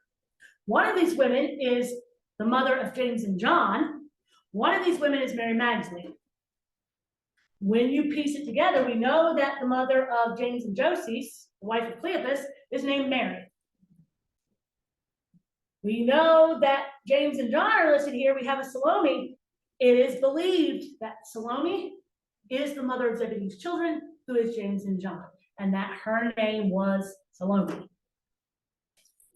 So it is piecing it together and going with what remains. But that also means here she's listed as the mother of Zebedee's children. The other place she's listed as Salome. The third place she's listed as Mary's sister. John is talking about his mother. Mary's sister was Salome, which makes John and James Cousins. Jesus' first cousins. And they would have been through Salome, who was one of the daughters of Eli, who was Mary's father. So they were cousins of Jesus. Now, does that mean that he ever saw him? He never met John the Baptist until he went to go baptize him. Unless you count babies when they weren't here yet. That was about the only time that they saw one another. So just because they were first cousins did not mean that they had met. And this is when you read the commentaries and you start piecing it together. It's like, oh, this one is this one, this one's that one. Okay, so it is quite possible that James and John were Jesus' first cousins. Full-blooded first cousins. And this is Patmos. This is where they believe that John the Baptist, well, not John the Baptist, John the Evangelist, John the Revelator, actually wrote the book of Revelation. So if you go there, this is one of the rooms in this facility where it's most likely at this location that he did use either this room or a room similar to this one when he was writing the book of Revelation, although not quite as gilded as this one. All right, Philip. Philip, we know his hometown because we just listed it. Philip's hometown is what? Bethsaida. Bethsaida, yes. This is not to be confused with the Philip that's in Acts. The Philip that is listed in Acts is a totally different dude. In fact, we really have no more about Philip other than what is in the Gospels. Fox's Book of Martyrs said that he was beaten and crucified in Upper Turkey. Tradition says that he was either crucified or beheaded in Turkey. Common factor, he was somewhere in Turkey. Yeah. Other than that, did it really matter how he died? No. The end result was the same. All right, Bethsaida. This is what we see today. Not much there. This is the city entrance. This is one of the gates to the old city. You would come in here. There's welcoming stones. This is an overhead view of that same area where they've done excavations and work. So you would have your receipts of customs. This is how Matthew's described. This is where those people would work and do their business. This is the winemaker's house. And they call it the winemaker's house because they found a wine cellar there. This is the wine cellar. Going into the wine, it's attached to the winemaker's house and property. They found all sorts of different stuff there. I think there was under 20, 18, 17, something like that, jars and jugs that they found there that were all related to making wine or consuming wine. This is a jar that they found in Bethsaida that they put back together. So this would be more along the lines of something like you might have seen at Cana. Big jars like that you would assume the wine would be in, instead of the simplicity of the water purification jars that Jesus used. So fancy, that wasn't where the good wine was at. Where was the good wine? In the simplicity. When Christ made. Yep. This was an altar at some point. They made that into an altar. The debate is, was it a pagan altar or was it a non-pagan altar?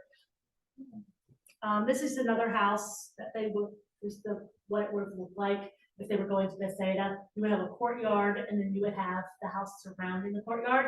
And the upper area, when it says don't go back into your house for even your coat, is because they didn't have the stairs on the inside. The stairs would come down into the courtyard.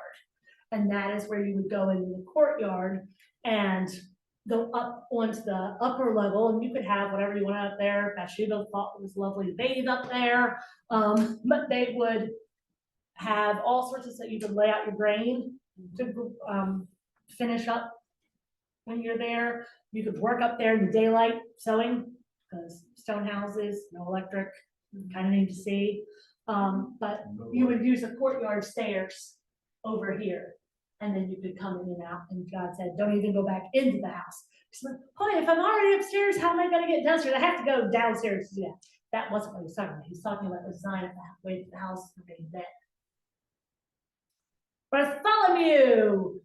What other names did Bartholomew have?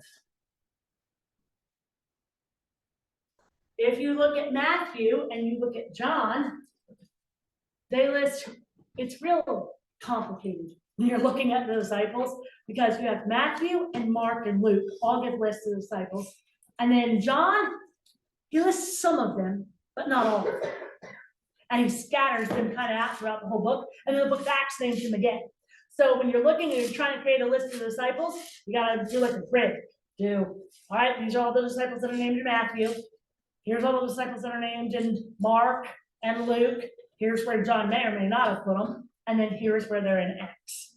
And then when you're looking at the list and you're comparing the list, okay, we got a Bartholomew here. What name are you actually called by in these other lists? And then you compare the list, you compare their hometowns, you compare what you know, and then whatever remains must be the answer, because we know there was only 12. Bartholomew is also called Nathaniel, and he was from Cana. So there's a good chance, and he was brought in, I believe that Bartholomew was the one that Philip went and said, hey, come with me. Let's go see this. So they were at Cana. So when it says his disciples were also invited to the wedding, they may not have been invited as Jesus' guests, but as actual participating members in the community who knew the bride and groom. That should be 145. John 145. All right. So when I'm typing, sometimes the fingers just don't work. And like I said, make mistakes, call it out. There is nothing wrong with that. If we think that we're so perfect that we can't make mistakes, we just made a mistake. All right. So he had another residence, possibly. Let's look at John 1:43 through 49. 1:43 through 49. The day following, they would go into Galilee. Bethsaida, Philip found Nathaniel. We have found whom the law of Nathaniel said, can anything good come out of Nazareth? And, Rabbi, thou art king. So Cana is listed, and Bethsaida is listed. So he could have been from both. Born at one, lived at the other. Manner of death, this is debatable. There are conflicting stories. One is that he was crucified in India, and the other one involves either being taken out on a ship and thrown into the river, or not the river, the lake, and dying of drowning, or being skinned alive and then beheaded, or a combination of these, but those all taking place in not India, but Armenia. So, did he die in Armenia? Did he die in India? It's believed there are some records of him being in both locations, but we have no clue when and where. All we know is that he ended up being a martyr. And it could have been through either being flayed alive, drowning. That's the first. No other disciple can lay claim to the fact that they may have died by drowning, except for Peter. And he would have had God not reached down and saved them, because Peter said, help me. Thomas, we also know him as Thomas the what? Doubter. I heard twin. Yes. So he may have been a twin. That's and his name Didymus, Didymus, I think. Didymus. And it means twin. So don't know who his twin was. We really don't know much about him. Traditionally, he preached in India and China, and that he was preaching, and that a pagan priest did not like what he was preaching because people were coming to and ran him through with a spear. Other than that, who knows? Matthew.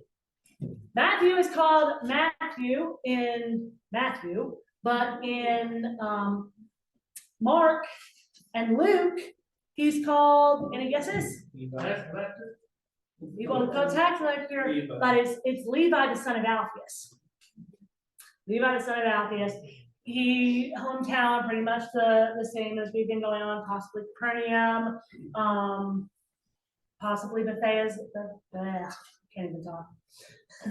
It might be almost break time. But it's told that he was hacked to death in Ethiopia. Hacking, not good. Wow. Yeah, that would not have been fun. In the halberds, if anybody's familiar with swords, it's not just like a regular sword. It's like a big axe with a spiky pole. You could die just from looking at that affright. All right, James. This is not James, the son of Zebedee. This is not James, Jesus' brother. This is James the less, but it's not that he was lesser than any of them. It means James the younger. So the younger James. So there was old James and a young James. So there was a James that was the leader of the council of the book of Acts. Is that the lesser or the older? Or That was James the Just. That was actually probably Jesus' brother. James is actually, so James, the brother of John, was the first of the disciples, they believe, to have actually been killed. And he was killed right around Passover by a sword. He was beheaded. And Peter was going to be beheaded, but God intervened in that. They were supposed to die at the same time. This James, he was either beaten or crucified or both. Not quite certain where. Thaddeus, this is an interesting one. He is also called Lebbaeus and Judas. So he's got 4 different names that he's going on. He's listed as the brother of James. So James here, this is his brother. Some say that it shouldn't say brother, that it should say son of James. But that doesn't make sense because James the younger would not have had a son old enough to actually be one of the disciples. And then James would have had kids more like this, not full grown. He was crucified in Turkey. Some people say that he was axed to death in Beirut. But his ministry is probably the Anatolia region because all of the stories converge on that general area of where he was crucified and died. And they tended to be crucified and died where they preached because people don't like the message. Here's where it starts to get interesting. Remember I said that Matthew Levi is called the son of Alphaeus? James is called the son of Alphaeus. If Thaddeus is James's brother, that makes him what? Brother. Either the son of Alphaeus or the son of the mother. And that they were half brothers. So when you put it together, instead of being Alphaeus, Matthew Levi's father, and when you start looking, it's the same Alphaeus. So it would, instead of looking like this, where you have Alphaeus and Matthew, and Alphaeus and James with a Judas, either the son of Alphaeus, or Mary was married twice, and she had these 2 kids, you're actually looking at something like this, where it's Alphaeus and Mary, and this is the Mary who is at the cross, one of the Marys that was at the cross, being the mother of Matthew, Levi, James, and Judas. Simeon the Canaanite possibly also fits in here. Possible connection to Jesus. Alphaeus, the Cleopas that's listed here, is thought to have been the brother of Joseph. So these actually would have been Jesus's step cousins. He wasn't related to them by blood, but through marriage. And it said that these women were the ones that followed him from the beginning up in Galilee. would that be the same James and Jude that were in the epistle of him? No, those were Jesus' brothers. Yes, I believe that they were the blood brothers. Some people say no, but the whole idea of the debate between blood brothers and not blood brothers is because of the tradition that Mary never, ever was actually married to Joseph, and that she remained a perpetual virgin, which, yeah, doesn't really work out. So when it's calling them the sons of Joseph, it's not saying that they were Joseph and not Mary. It's pointing out the fact that their father actually was Joseph.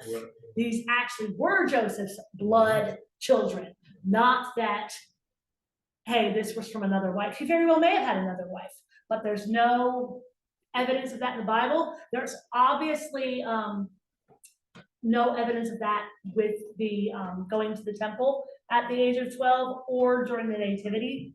when, hey, they're also worried about these other kids that they've got hanging around.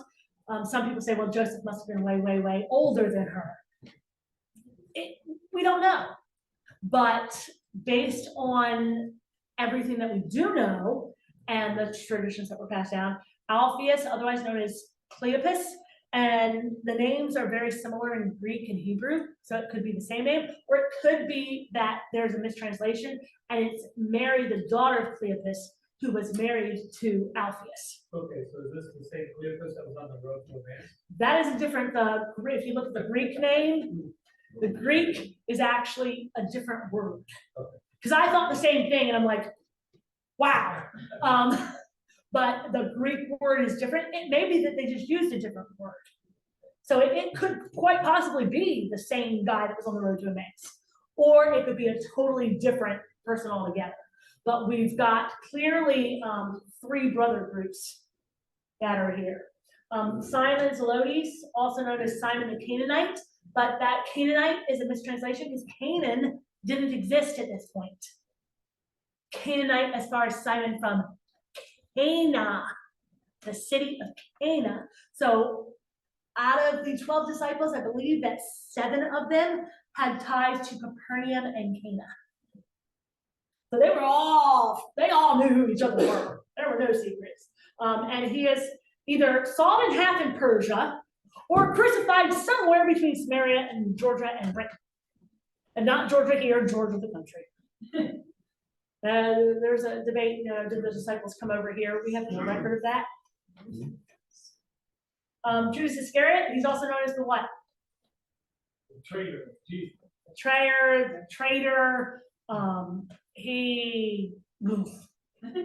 wicked man. Iscariot probably comes from Karoth or Kerioth, which is a city that's about, it's south of Hebron.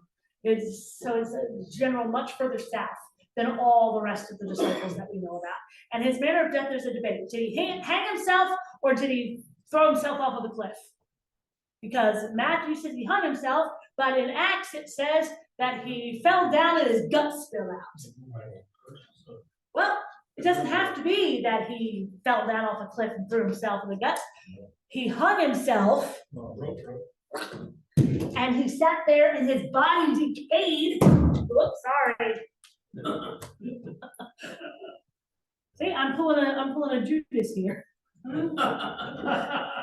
He hung himself, and then as he's decaying, all of his bodily organs are turning to mush. And at some point he finally, his neck snaps, and when he lands on the ground, his internal guts, it was like popping a balloon. Yeah, so that's when he fell face down and his guts were spilt in the field. It's not a contradiction. It's giving you more details into the gory death of Judas the betrayer. You didn't go for a busted, I don't know, hung himself so high. It could have been that he hung himself so high, but the more likely thing is that nobody took him down. Everybody else, they took him down because they had people that cared about him. Whereas him, the high priest didn't care about him. And the disciples certainly didn't care about him. They're like, that traitor, how dare he? And who knows if his family, wanted anything to do with it. So he probably just hung there until he decayed. And then he decayed, body falls down and everywhere. So it's not a contradiction. It's actually what happened. All right, so review, real quick. Simon Peter, have like 4 names, son of Jonah. We have Andrew Peter. If they were using surnames, it would have been Simon Peter and Andrew Peter. Sometimes surnames were not passed down, so it may have just been plain old Andrew. But Andrew, son of Jonah, or Andrew bar Jonah. James and John, sons of thunders. Philip, we really know nothing about him. Bartholomew or Nathaniel of Cana. Then we have Thomas, who is twin. We have Matthew, Levi, James, and Judas, Lebbaeus, or I can't even say Thaddeus. Those ones were all children of Alphaeus and Mary. Possibly Simon of Cana, maybe not. But Simon was from Cana, and then Judas Iscariot, who was son of Simon.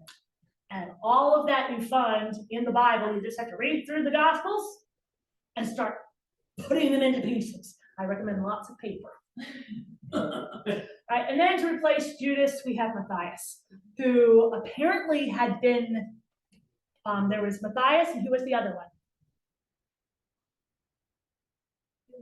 There's another one that they were. I can't pronounce the name of this song. So Matthias, and then where are you? I want to make sure I get the name right. They had to replace it. They said, we need to replace him. So they said, let's replace him. And they took a vote, and it came across Barsabbas, who was surnamed Justice, and his first name was Joseph. Could he be the interim apostle until Paul came along? No, that was Barnabas. That was a different one. But Matthias is believed to have been one of the 70. He's all believed to have followed Jesus from the very beginning, from his baptism, because it says in there that they chose people who had witnessed this, who had been there from the very beginning, all the way through the very end, because they needed somebody who had witnessed all this so that they could testify of the truth in it. So when they sent them out in pairs, because the word of one man, you couldn't necessarily believe it, but where two men's testimony, it was considered truth.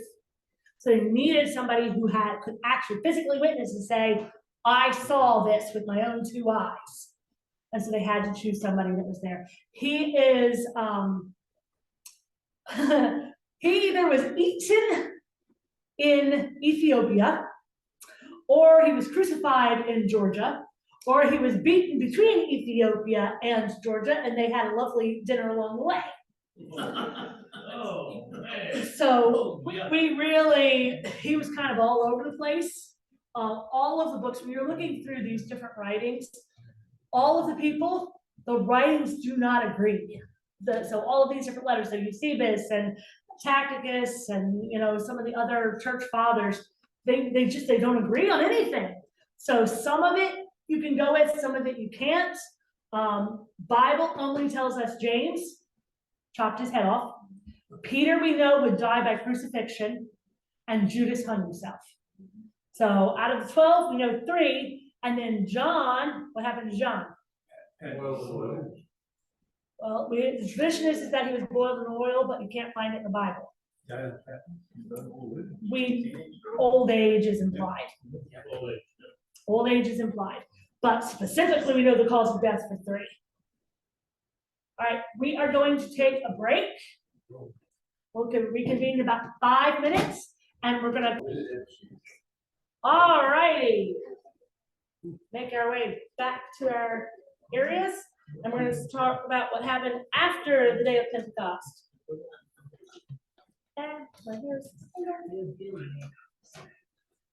Okay, so the day of Pentecost, what happened? The Holy Spirit. Holy Spirit came down and basically gave them the gospel commission, which was what? Going on the world. Yeah, basically go forth teaching and preaching. So they took them up on that, and they went forth teaching and preaching. Now, what's interesting about Peter is out of all of the disciples, which disciples are listed as performing miracles, specific miracles, I'm not talking in general, but specific miracles, which disciples? Peter and John. And John is attached to Peter during this. It's actually mostly Peter. They were working together, which is very odd because it seemed like they were always at odds. They're like brothers. No, I can run faster than you. And look at me over here, but don't mess with my brother because we stick together like glue.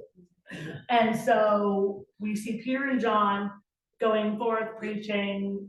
Miracles are performed, but Dorcas, otherwise known as Tabitha, she lived at a place in, what happened where she was living? Got sick and died. She got sick and she died. And the people were so upset that they had to what? They had to call for Peter because they couldn't live without Dorcas. So they called and they said, what are we gonna do? And so what did he do? I raised from the dead. He raised her from the dead. She lived in Joppa. Name sound familiar? Yeah. Yeah. Joppa is where who departed from. Jonah departed from Joppa for Tarshish. So we tied it all back together. Do you know what Joppa is called today? Nope. Joppa was eventually called Jaffa, and it's now called Tel Aviv. So when somebody says anything about Tel Aviv, and now it's operating as capital center or a big spokes center for Jerusalem or for Israel, they're actually talking about Joppa. It was a seaport, so you can see all of the modern city is kind of built around the old city and on top of it. So this is one of the shipping areas and one of the launches when the harbor that they had there. But Joppa is now Tel Aviv. Interesting when you see things like that. And then we're introduced to another disciple, or not an apostle, but a disciple who was sent out. And this is Barnabas. And we see him in Acts 4:36. So his full name was actually Joseph Barnabas. He's from the tribe of Levi. He lives or was from the Isle of Cyprus. He is listed in Colossians 4:10 as being the uncle of Mark, John Mark. And he was also listed in Acts 12 as being the brother of a woman named Mary, who is John Mark's mother. So we have Joseph Barnabas of Cyprus, the tribe of Levi, whose sister's name is Mary, and she had John Mark, who wrote the book of Mark and was that naked little kid, little young man, running away from the witnessing the events that happened the night before the crucifixion. So it all ties back in together when you start looking at it. And also, John Mark is the reason that Paul and Barnabas split up. Why is that? But the Paul didn't have confidence in John Mark. Why didn't he have confidence in John Mark? John Mark, he thought he went back home. John Mark got tired and he's like, look, can we please just take a break and go back home? And Paul's like, no, I want to hurry up and do this so I can get to my death quicker. And they're like, maybe hold back a little bit. And so they ended up eventually splitting. And so Barnabas and John Mark went one way, and then Paul ends up with two different individuals. Who are those individuals? Silas and Timothy. All right. Cyprus. This is the Isle of Cyprus, or at least one of them, or one of the shores of the Isle of Cyprus. And they've done some archaeological research there, but the island is full of history, so it's hard to pinpoint which era things are from. Like these, they know that these little figurines, look, a complete toy soldier set. This is actually more along the lines from the time of either Daniel or the intertestamental period. But they were probably still making stuff like this because the little boys always love to play with toy soldiers. They were probably still making stuff like this during the days when Barnabas would have been living there. This is just some of the pottery that comes from that region, not certain on the dates, but pottery did not change that much over the course of that century and that millennia. But then we also have somebody that's being converted. Lucius Sergius Paulus was a convert that we see in Acts 3:6-12. And this is an inscription that lists his name, and he is listed in the Bible. So there is reference, we're making a connection between the archaeological record on Cyprus and the inscriptions that we're seeing. And even though we're not seeing the names of the disciples, we are seeing the names of some of the people that they worked with and that they helped. If we move on, this is called the Paphos district, and this is most likely the region they were working in and the region that they were from. Because Cyprus kind of looks like a swordfish. Don't you think? Kind of looks like that long fish horn there, which would be appropriate because it's in the sea. This is one of the mosaic floors that's from that region. It's very, very detailed. You will see a lot of mosaic floors. If there was a space that could be decorated back then, they probably did it. This is just one of the buildings, the archaeological work that they've done there. So it's quite a large island. And if you don't know exactly specifically where you're supposed to be digging, it's like a needle in a haystack. So we take what we can get. We'll look at the archaeological stuff that they've done for some period in history. But these are the remains of a first century building. So if they were all over the island, they probably at some point did find their way into these public spaces, and we're seeing these. So Acts, this is a view. So we have, what country is this? Turkey. Here's the island of Cyprus. Here's Rhodes. Patmos is like right here, here. Crete, Athens, Corinth is right there. But the one that we're going to talk about right now is Lystra. All right, Lystra. Any idea who these two people are? Mercury's one of them. Who's the other one? Jupiter. Any idea why I'm showing pictures of fake gods? Because when they went to Lystra, this is who they thought Paul and Barnabas were. Yeah. Of course, Paul was not given the honor of being Jupiter. He had to be Mercury. It was Barnabas that was considered Jupiter. And we read about this in the Bible where it talks about them going to this place and they said, oh, the gods are with us, and started calling on by the names of the false gods. I heard it tell that they nowadays have a statue of Jupiter, and they encourage that Jupiter to one of the apostles. Yes, But so it was it's actually made before he was even born. yeah, so it's in St. Peter's Basilica in Rome, and it's what they call the statue of St. Peter, and it's actually the statue of Jupiter. They just chiseled away the name Jupiter, put the name Peter, and went on about continuing to worship it and give it honor. Yeah, they're actually kissing an idol. They're literally kissing a false god, because it was done all those years ago, way beforehand, and they just, oh, we want to be Christians? Okay, we can solve this real fast. And remember, there's that was it Dionysius that got upset because at Ephesus because they're working against us. How are we gonna make our money? I'm a silversmith, and I sell these idols, and they ended up with like a 3-hour chant. We love Diana, we love that, and it's because it was a money-making opportunity. Come on, think about it. The Pharisees had turned Passover into a money-making opportunity. So the Gentiles are not going to be left out of that opportunity. All right, so we have Paul, the Apostle Paul. All right, if we turn to Acts 13:9, he's not called Paul, what's he called? Saul. What tribe is he from? Benjamin. All right, so we're going to turn to Acts 1, 2, 3, 6. You would think that you would find it at the beginning of Acts, but it's not. It's at the end of Acts. Acts 22, verses 25 to 28. One page off. It says, and they bound him with thongs, and Paul said unto the centurion, is it lawful for you to scourge a man that is Roman and uncondemned? So I was showing this earlier. This is a scourging whip. This could be made out of wood, it could be made out of leather, like an actual whip. There could be any number of leather strings that were attached.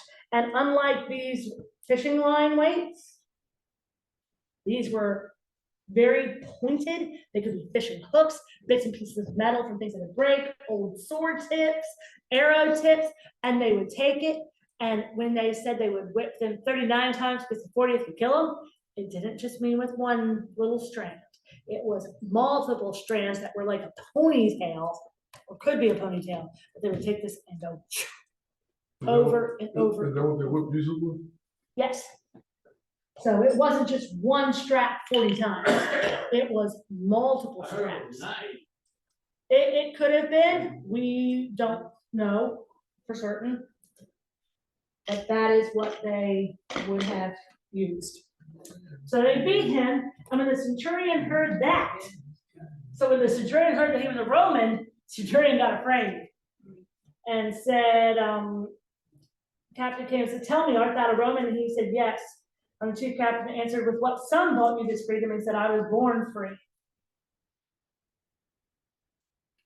Okay, so that's important. Paul was born a free man. He was not a slave or servant, which is in the Roman society considered a step higher than somebody who had bought their freedom. So they had just whipped a man who was a step higher than them. You could lose your life for something like that. You know? He called him out on it too. Yeah. Like the walls. Who was his teacher?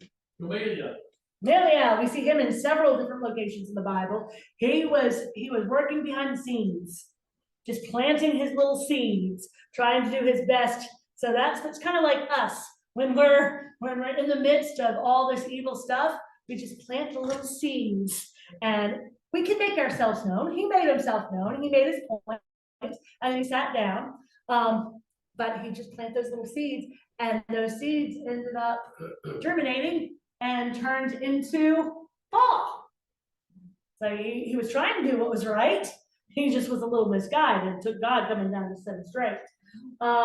It's believed that he was martyred in Rome sometime either at the end of Nero's reign or right after Nero. He may or may not have been brought before Nero twice. It's implied that he had been brought before Nero twice, but the Bible never actually says Nero. The Bible just says Caesar, or that he was taken to the court, and the court system, the highest authority was Nero. So it doesn't name, but it's implied. Right, he's from Tarsus. Here's Cyprus, here's Tarsus, right up here. Here is Jerusalem, right down here, and Damascus. This is Cleopatra's Gate in Tarsus. It said that Cleopatra, the Cleopatra, would sail by. Go back. It said that there was a river there, and that she would come from the Mediterranean, and she would sail up that river, and that she would disembark at Tarsus. So there's the remnants of that gate. Then as we're going through, Paul goes to where? Athens. What do you find in Athens on Mars Hill? The thing to the unknown God. Thing to the unknown God, the altar to the unknown God, because they were so worried about offending other gods that they would make sacrifices to them to make sure that they didn't offend the unknown gods. This goes back, we were having this discussion last night about Belshazzar and how he went wild in the temple, and one of his sins that he committed was using the temple things, that holy things that we dedicated in the temple. Even in his own society, that was not done. So he was breaking the rules of everything, doing that because you were supposed to respect the stuff that came from other temples. Just like Titus was not going to burn Jerusalem, or the temple in Jerusalem. He did not want to burn that temple, but somebody stuck their head in, saw gold, and lost their minds. And then they ended up tearing the whole thing apart, trying to get that little bit of pavement. But there's something that Peter, Paul, and Jesus all have in common. They all talk about this guy called Noah. God said, in the days of Noah, Peter talks about a flood coming, and that one of the signs of the end is that people are willingly ignorant of the flood. They're anti-Bible, they're willingly ignorant. That means that the evidence is there, they just choose not to see it. So Matthew 24, Luke 17, Hebrews 11:7, 1 Peter 3:20, 2 Peter 2:5, and 2 Peter 3:5-8 are all of the places where it mentions Noah and the flood in the New Testament. So they obviously believed it was a real event. But what do we know about this event? Well, we know where it occurred. It occurred between these two lakes that are circled in yellow and this river right here. So it's that region right in there. Is there anything in that region that would give us plausibility for being the potential remains of Noah's Ark? Yes, there is. And I'm briefly touching on this. I could sit here and I could do a 3-hour presentation on this, and I have. But we're just going to briefly cover it. So there is a formation there. It matches exactly the biblical measurements that we have. They did radar scans. You ever heard of radar and LiDAR? Then there's one kid that found a whole village in South America just by looking at the LiDAR scans from his bedroom. He never left the United States and discovered a civilization down in South America through the LiDAR scans. So when they did these scans, these resistivity scans in 2019, what does that look like under the ground? Whale. Well, it looks like a whale, but whales look like the hull of a ship. You can actually see the hull of a ship underground there. They've pulled wood, petrified wood from there. It's a way that they process the wood. It's not actually a tree called a gopher tree, but we would do layers and they would be tacked together and they would be cemented together, each individual layer. And that cementing was actually a tree resin that was mixed with chemicals that would have made it waterproof, shockproof. It would absorb any electrical charge that was coming at it, because where's the one place you're told not to stand in a flood or in a rainstorm? Under a tree or near what? Water. Okay, we have the flood. They're in a wooden vessel in the middle of the water. They're like a lightning bolt haven. We're like, come here, hit me. So this would have reflected that. Those lightning bolts, so that everybody got and charred at the first lightning strike. So it was an insulator. It also, they use this type of materials, this pitch, they use it in bulletproof vests, bulletproof glass. They still use it on ship hulls today to help prevent against decay from acidic waters and salty waters. They use it for all sorts of stuff. It is not tar. That's the mistake. The word that is used there for pitch is different from every other word that is used for the word tar in the Bible. Because what is tar a byproduct of? And flood. Tar is a byproduct of the flood. It's all of the decaying organic matter that was left over from all the destruction. So did we have tar before the flood? No. So if Noah was pitching the boat within it with that, was he using tar? He couldn't have been, because it didn't exist at the time. What was it? It was actually a tree-based resin. Kind of like you get syrup and you tack it in there and the syrup comes out. It was a tree-based resin. This is also the animals that you can see in amber. It's basically the same thing. Frankincense is considered part of this resin. So it's just a tree-based resin and it covers this. And the interesting thing is that this chemical, they say, oh, it's natural formation, includes titanium. Titanium is not a man-made, or it's not a natural thing, it's man-made. You cannot get titanium naturally. And that goes with these rivets that they found. They look like rivets. They would have the same use as rivets. You can find them at specific intervals on the site. They use them to map out the whole site. The rivets come back and they test positive for aluminum and titanium, which are aluminum. You can find it naturally. It's very rare. Titanium, again, nadia. You're not going to find that naturally. And these rivets have titanium. Therefore, the feature that they're always saying, oh no, is that natural geological formation? Any geologist worth their weight, when you're finding this stuff inside of that formation, is going to tell you that titanium does not exist naturally. Therefore, it can't be a natural formation. It must be a man-made formation.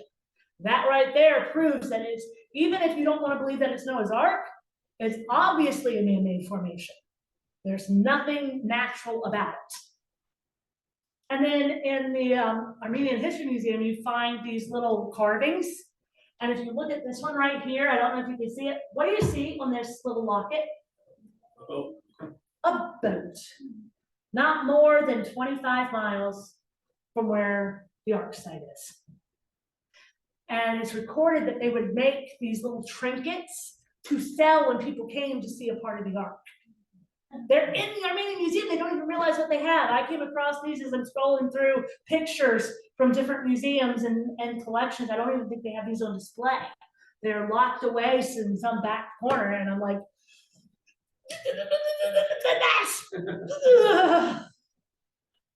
I know what that is. All right, recap. How long did Paul stay on the Isle of what? Malta. And he spent 3 months. Hint. 3 months that he spent there. So here's the Isle of Malta. It's a lovely little thing. What happened on the Isle of Malta? They got shipwrecked there. They're cold. They build themselves a fire because winter's coming. And they get bit by a snake. There are 4 types of snakes on Malta. Any idea which one of those is the venomous snake? I wouldn't know. There's the Western whip, the Algerian whip, the leopard, and the cat snake. Yes. Yeah. Yeah. So raise your hand if you think it's the Western whip snake. Raise your hand if you think it's the Algerian whip snake. Raise your hand if you think it's the leopard snake. And raise your hand if you think it's the cat snake. Majority rules. Cat snake. Only venomous snake on Malta. They get about yay big, and they were thought to have been brought over from Africa on one of the ships. How long? Oh, sorry, about 24 inches. They don't usually typically get much longer. That you might find some variations that are 3 feet, but they're not going to be like 7, 8 feet. Yeah, question? No, a comment. I was in Vietnam in 1965. And they have a green snake that's no bigger around than this, that long. It's called a 2-step snake. Yeah, Why? because you take 2 steps and you And you're drop dead. They hang from a tree, and if you would stand near a tree, it dropped down and bite you in the neck and you're dead. See, I hate snakes. The first time I met a snake, it was wrapped around my wrist. I was 5 years old. We had just moved into our new house, and I was out front playing under the pine trees, and this corn snake, I was playing in the pine needles, wrapped itself around my wrist, and I couldn't get it off, and I'm sitting there, and I'm shaking like this, and it went flying across the thing, and ever since then, me and snakes have never had a good relationship. You know, you'd be walking, we live in a very, very old house, they would, you know, tile ceilings, and you could see them or hear them slithering across the ceilings. They would drop through. You'd find them curled up cobra style. My mom one time had to brag my brother. She said, "Don't take another step." And he's like, ha ha ha ha. And he went to go take a step, and she grabbed him forward, and he's like, "You ruined my shirt." She says, "Look behind you." Sometimes to be kind, you gotta be a little rough. But me and snakes do not have a good relationship. No way. No. And my little sister has one. Ooh. And she would have me go by the mice for it. I'm like, oh. All right, next we have Junius Gallio. He is listed in Acts 12:17. What do you think he was? Do you think he was a good guy or bad guy? Good guy, raise your hand. What are you talking about? Junius Gallio in Acts. He's a Roman that's mentioned in Acts. Do you think he was a good guy? Raise your hand. You think he was a bad guy? Raise your hand. Okay. He was actually a convert, a very wealthy convert. We have the Delphi inscription that mentions him as it was found by Emperor Claudius wrote it or had it commissioned, and he calls this guy his friend. This guy went through and he paved a road in the town where he lived. And if you read in the Bible, it talks about him giving and how he was this big council member that was there, but he had a lot of sway. Cornelius? Who? Cornelius. Cornelius? No, the Claudius, the Emperor Claudius. Okay. What called him his friend.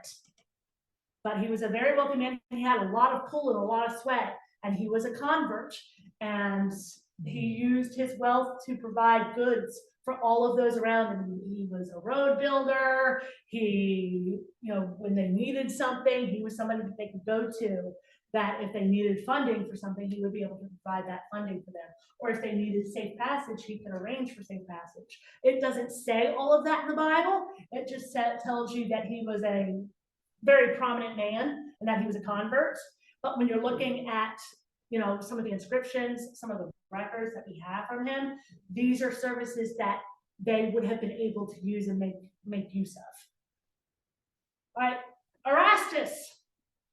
This one, he also was a convert. The 7-inch tall letters, he's the one that paves the road. And this is the 7-inch letters where he actually paved the road for them. Sometimes I get mixed up on my stuff. This is the prison where Paul probably spent some time. They didn't have stairs at the time, so see this little tiny hole? They would actually lower the prisoners through that hole. So you're not going to escape this little prison here. But this was one of the prisons in Rome. They wanted to make sure that they held on to you for all you were worth. This is one of the rooms within that prison. It's a very dark, dreary place. Not someplace you want to spend some time. He was on house arrest for some of this time, so we don't know exactly how long he stayed in this prison. It could have been a long time, could have been a couple of days until he had his trial. These are some of the coins of Nero. Like I said earlier, there's some implications that Paul was tried back in twice. We know at least once, and we know that Paul died either right before Nero did or right after he was crucified. Oh, yeah. He was executed. I don't know whether it was crucifixion or beheading, but it was, I can't remember what it was, but he was martyred, and it was right about the time of Nero. Same thing with Peter. Peter was martyred right about that same time. And it's possible that Peter and Paul were executed at the same time, or martyred. All right, now we have the 7 deacons. Anybody can name them? I got a hand. So we have Stephen the martyr. He was the one that ended the what? With his death ended the what? The 70-week prophecy, the 490 years. That was the time was up for the Jews. Then we have Philip the evangelist. This is the Philip that you see throughout the rest of the Bible. So this is not Philip the disciple. A lot of people confuse them. Stephen and Philip are considered one of the 70 original. Jesus had those 70 that he sent out. They are considered to be part of that 70. The next guy in line was Prochorus, who is traditionally the nephew of Stephen, also martyred. The other 3 that are on the list, we really don't know much about them. They're supposedly martyred around 44 AD, but that account varies based on who you read. It's anywhere from 44 AD to 97 AD. There's not really anything there. And then there's this guy called Nicholas, whom we're going to talk about in a bit. So Stephen, what did he do? He preached and he worked miracles. He was one of the followers of Jesus. We know his cause of death. What was his cause of death? Stoning. Who witnessed it? Paul, and consented. Well, Saul at that time. You're right. Saul at that time. But one of the last things that he did was do what? He was preaching. What was he preaching? Well, he was preaching the kingdom, but he was recounting the book of Genesis. He walked them back through the book of Genesis. And he was relating the story of Abraham, but he also particularly focused on Moses. Why would he focus on Moses? And they were trying to follow that, and that's the law. It was getting to the heart of the law. What was the law? So do we have evidence for Moses? Well, we have evidence from Egypt of the plagues. I talked about that last time I was here. Verified that he was real by Stephen and Jesus and Paul, or Saul.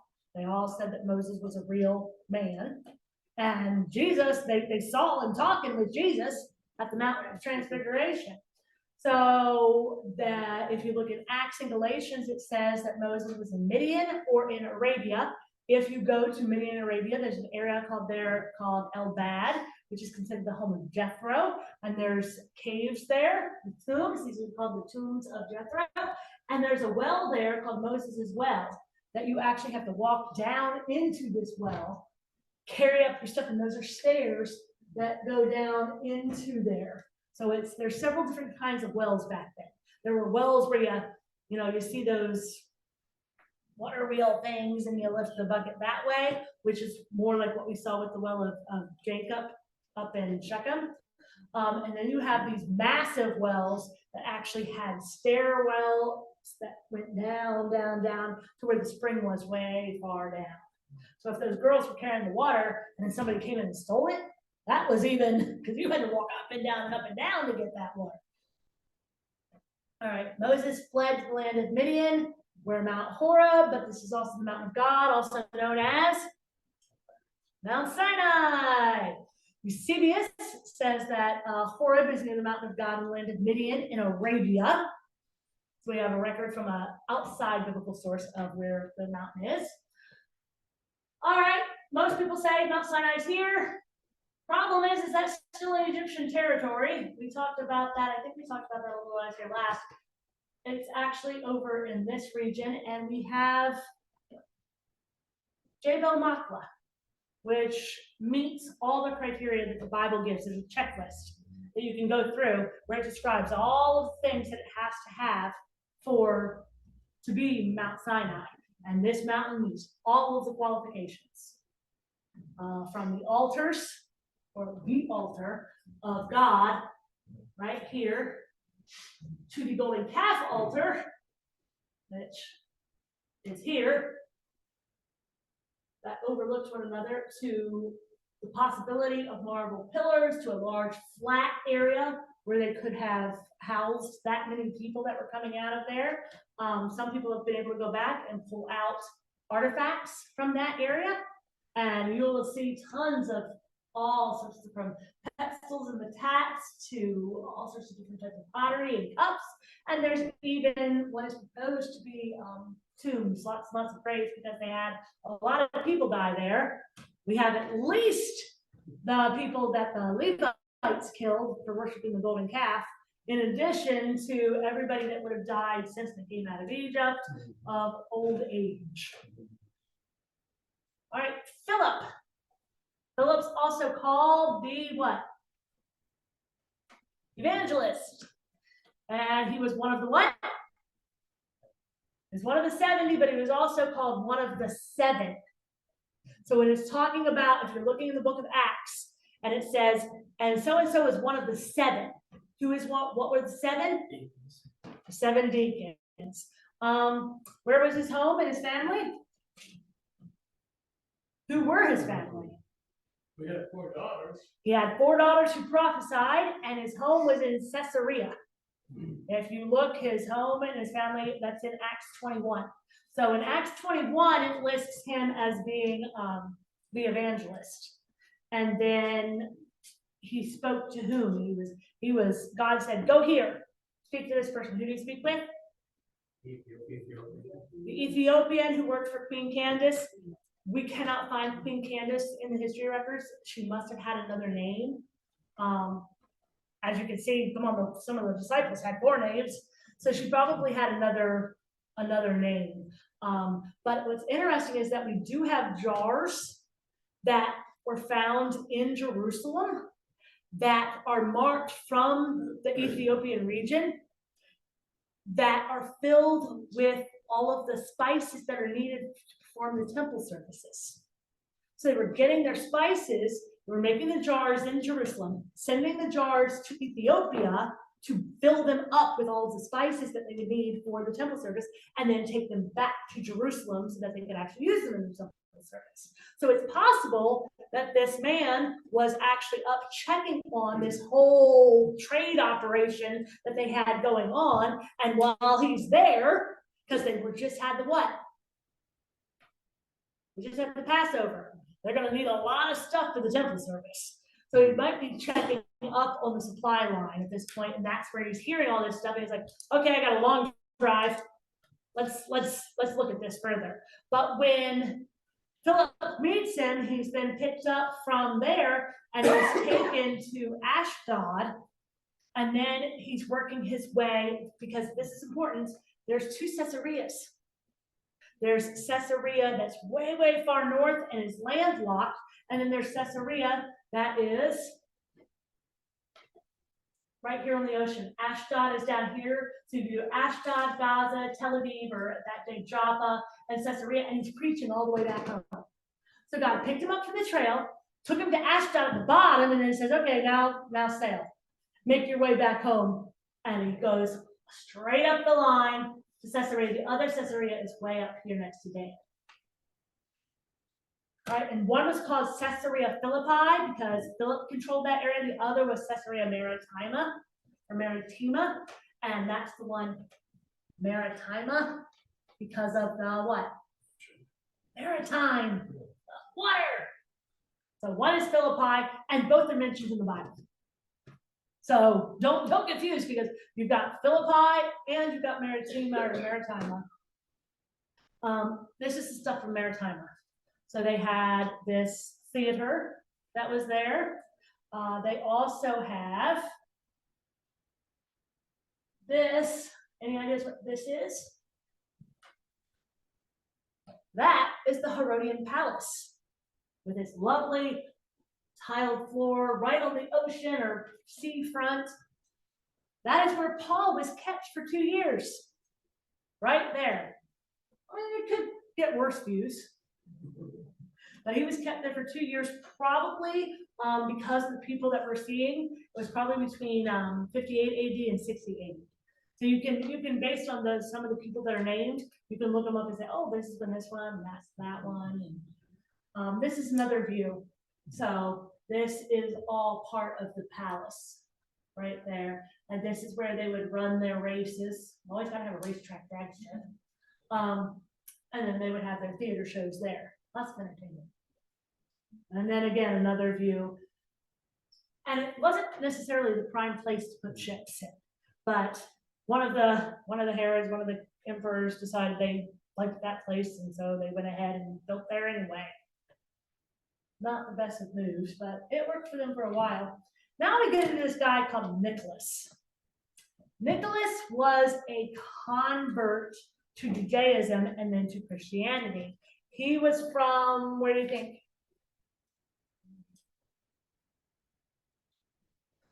If you look up Acts 6:5, he was a convert.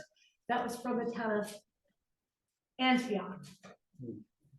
From Antioch. And he is linked to these group of people in Revelations 2. There are the churches, the 7 churches. He's linked to 2 of these 7 churches. One is in a good way and one is in a bad way. Because the one church was following what was supposed to be done. The other church was not following what was supposed to be done. So the Nicolaitans, or the Nicolaites, or the Nickelodeons, find it interesting. The kids channel. What's it called? Nickelodeon. Nickelodeons were not a good thing in the Bible. Not at all. The kids channel gets it from Nickelodeon from the 1920s or the 1930s. You pay a nickel and you get into movies. I'm going to the Nickelodeon. So that's where that comes from. But things tend to repeat themselves in history. So this is the ruins of Antioch. Look, see the peacocks, lovely tail feathered peacocks. So they know that there was possibly a Christian influence here in Antioch when these mosaics were done. This is one of the proposed church sites there in Antioch. Not necessarily sure, but it's the Church of St.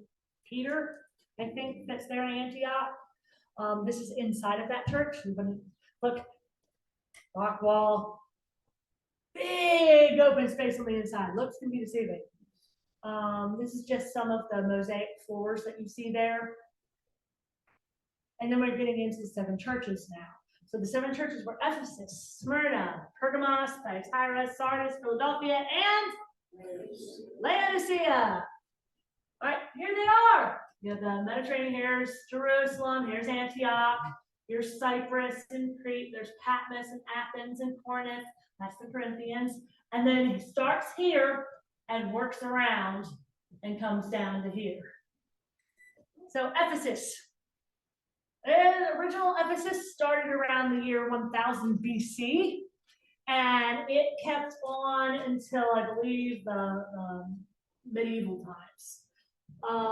It started out good, the church did, but it kind of went sour.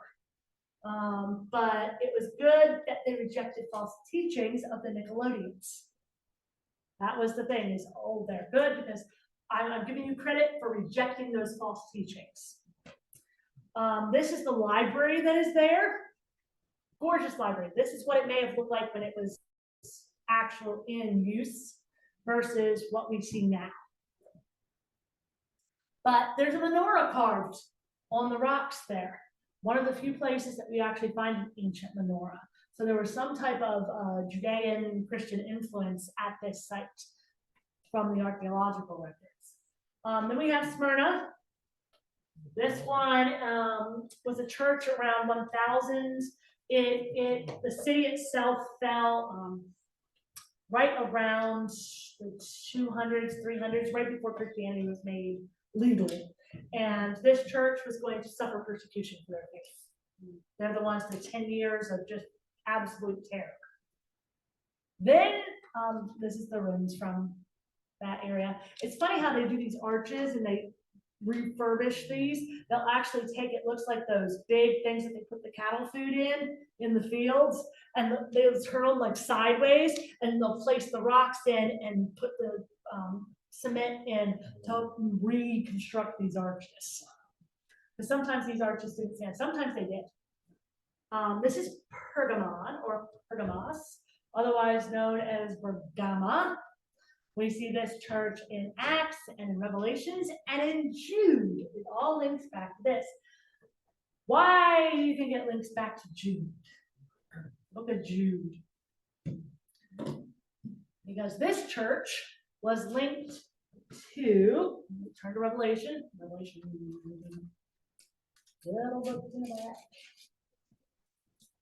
So let's read about this church in Revelation.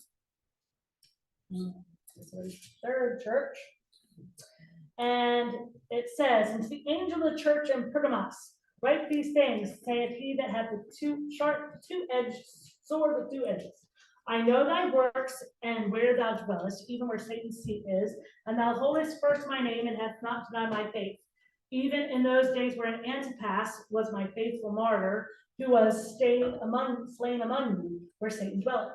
But I have a few things against thee, because thou hast them there that hold the doctrine of Balaam, who taught Balak to cast a stumbling block before the children of Israel, and to eat things sanctified to idols, and to commit fornication. So thou hast that hold the doctrine of the Nicolaitans, which thing I hate. God doesn't say that he hates very many things in the Bible. He hates a lying tongue. He hates people that want to, their heart is set to do evil. So how does that relate back to Jude 1? So let me turn to Jude 1. Sodom and Gomorrah and the cities around them in similar manner to these, having given themselves over to sexual immorality and gone after strange flesh, are set forth as an example, suffering the vengeance of eternal fire. Yeah, so the sin of Sodom and Gomorrah, it says, in this version, it says, giving themselves over unto fornication. Same thing is happening in Pergamon and in Pergamos. And if we go to Acts 6:5, No, that's Nicholas. Acts 6:5. Then we have, this is just the more of the city there. Capernaum. Why am I going back to Capernaum? We're talking about Sodom and Gomorrah. We're talking about Pergamon.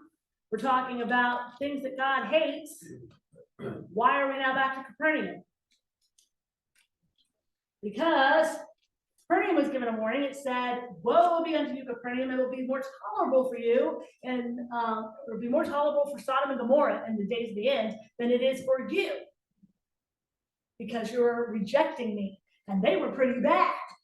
They were awful. And it says, further links Sodom and Gomorrah as a warning to those at the end. It says the world would be as in the days of Lot. Well, what happened in the days of Lot? Sodom and Gomorrah. So end time warnings. 2 Peter 2 is the one that I want to highlight here. 2 Peter. Little tiny bit. 2 Peter 2:6.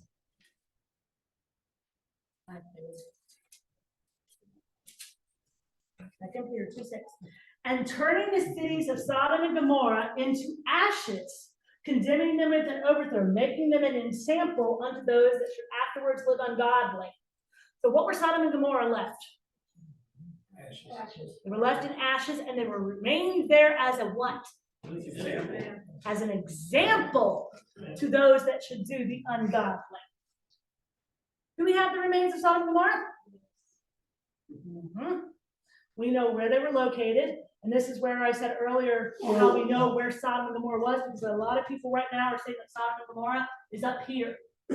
But we know that Jerusalem was the center, and that they said that Samaria, which is here, was on the left hand, and Sodom and Gomorrah was on the right hand. So it can't be up here. Has to be down further south. We also have records of the name Sodom and Gomorrah in the Amarna tablets. The Amarna tablets were a series of 20,000 tablets that were found in a place called Amarna, Egypt. And these tablets trace all sorts of stuff. And I actually have a sample.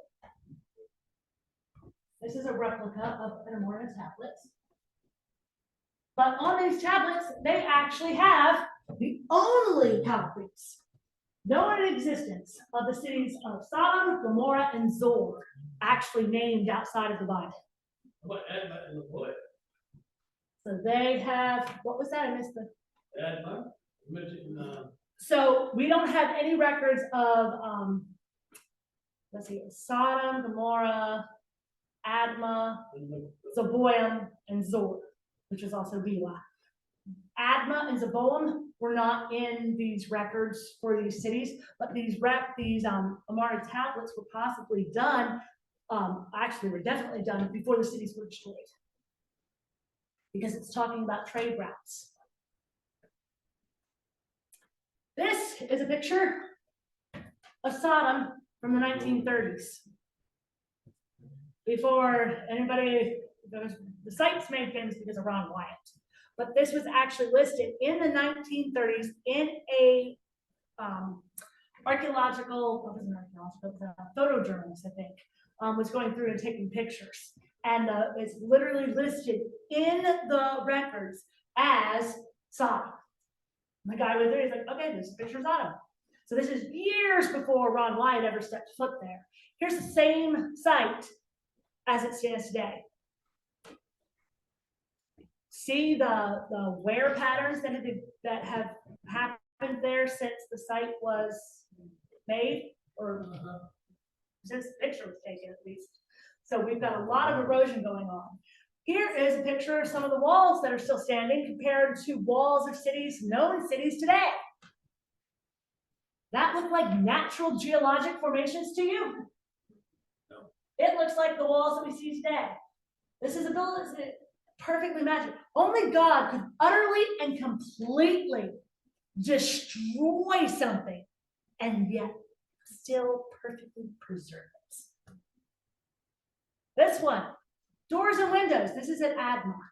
So Adma is actually the best place if you wanted to go there to see the doors and the windows and actually go inside some of the buildings. In this building, you can still see the bread baking in the oven. There you go. I think it's overdone. But you still got the bread baking in the oven in these cities. We have sulfur balls. I've got some examples up here for you from volcanic sulfur versus sulfur balls from Sodom and Gomorrah. Do you know the one thing, this drives, I just get a kick out of this. They'll try to say that Sodom and Gomorrah are all of these different locations over the Red Sea. And when the question comes up, is there sulfur there? Because it's no doubt sulfur, fire and brimstone is sulfur. It translates as sulfur. So they said, where's the sulfur? Then, oh, well, it's not located here. You have to go over to this spot to get the sulfur. Like, wouldn't the city that was destroyed by sulfur have the sulfur in the city where it was destroyed? Or no, somebody went through like, oh, sulfur ball, I think I'll just take this over to this other place and dump it at the foot of the Red Sea. I guess they got paid 50 cents a sulfur ball to move it. But all the time that they're looking for the sulfur and they're looking for the cities, and oh no, it has to be here, no, it has to be over here. It's literally right there looking at them as a face. They actually go there to collect the sulfur and they walk right past it.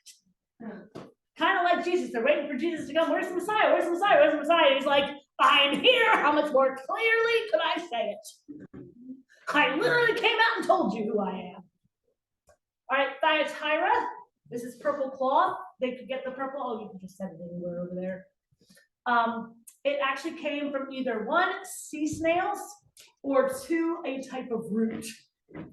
But the sea snails, it would take 10,000 snails smashed to get just a little bit of dye.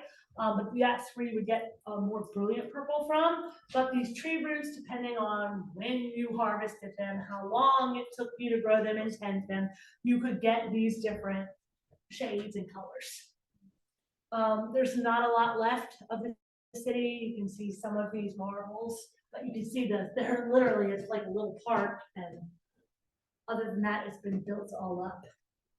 Then we have Sardis. This is the Jewish synagogue at Sardis when you go into there, and this is just the view of some of the other remains of Sardis. And there's a bathhouse that's there. The bathhouse was believed to have been done at a later date, possibly 2nd or 3rd century than 1st century. Although, unless there's like something chiseled in there that says date, it's all just kind of guessing. This is Philadelphia, so this is the next to the last church. These are the gates. And we're almost done. So this is the remains of a church from, I think, the 600s. Between 600 and 1,000. We'll just say between 600 and 1,000 is when these church gates were put in, and this is the only thing that's left of the church that's there. Then we have the spread of Christianity that covers all of them except for what? Laodicea. Voila! Church. That is that's one of the buildings that's in Laodicea. This is the actual church. They've built a covering over top of it, and you see, you can't walk on the floor here because there's no pathway, but they've got the pathways elevated. See this stand here and this stand here? The pathways are actually elevated and the floors are glass. So you're literally walking over top of the floors of the church at Laodicea. And the church at Laodicea shows us what? Symbolically, what does the church of Laodicea show us? Lukewarm. That's the state that the church is in. Lukewarm. So God says, you can't sit on the fence. You got to make up your mind. Either in or out. But they keep mixing in lukewarm, lukewarm, lukewarm. Finally, it's just going to be so tepid, God's going to do what? Spit it out. When God starts spitting, you better start in the back. All right, this is the North Theater at Laodicea. It held about 12,000 people. They outgrew that theater, and they had to do a West Theater. That's the remains from where you were looking down. So if you were in the stands, Looking down, that would have been the stage, but it's all in shambles. This is the West Theater. They just reconstructed it, and it would have held about 15,000 people. So they were using both simultaneously. So there was a lot of people at these theaters during this time frame. And in addition to the theaters, you had the stadium, which also was where they would go and they would, put on some of their battles and do their races. So, and then next to that, you had the bathhouses and the state houses. So what you're looking at here is the remnants of the bathhouse and the state house, and then where they would run some of their races. And then that's it. We're finished up. Thank you for sticking around. Let's have a word of prayer, and then I will open it for questions. Please feel free to go. And you don't have to stick around to ask questions. Doesn't bother me at all. It's been a long day. All right. So, dear Lord, thank you for being with us today, and please be with us as we digest all of this information and we go back to your word to study into this information further. And please be with us and guide us as we go back to our houses and through the rest of this week. In your name we pray, amen. All right.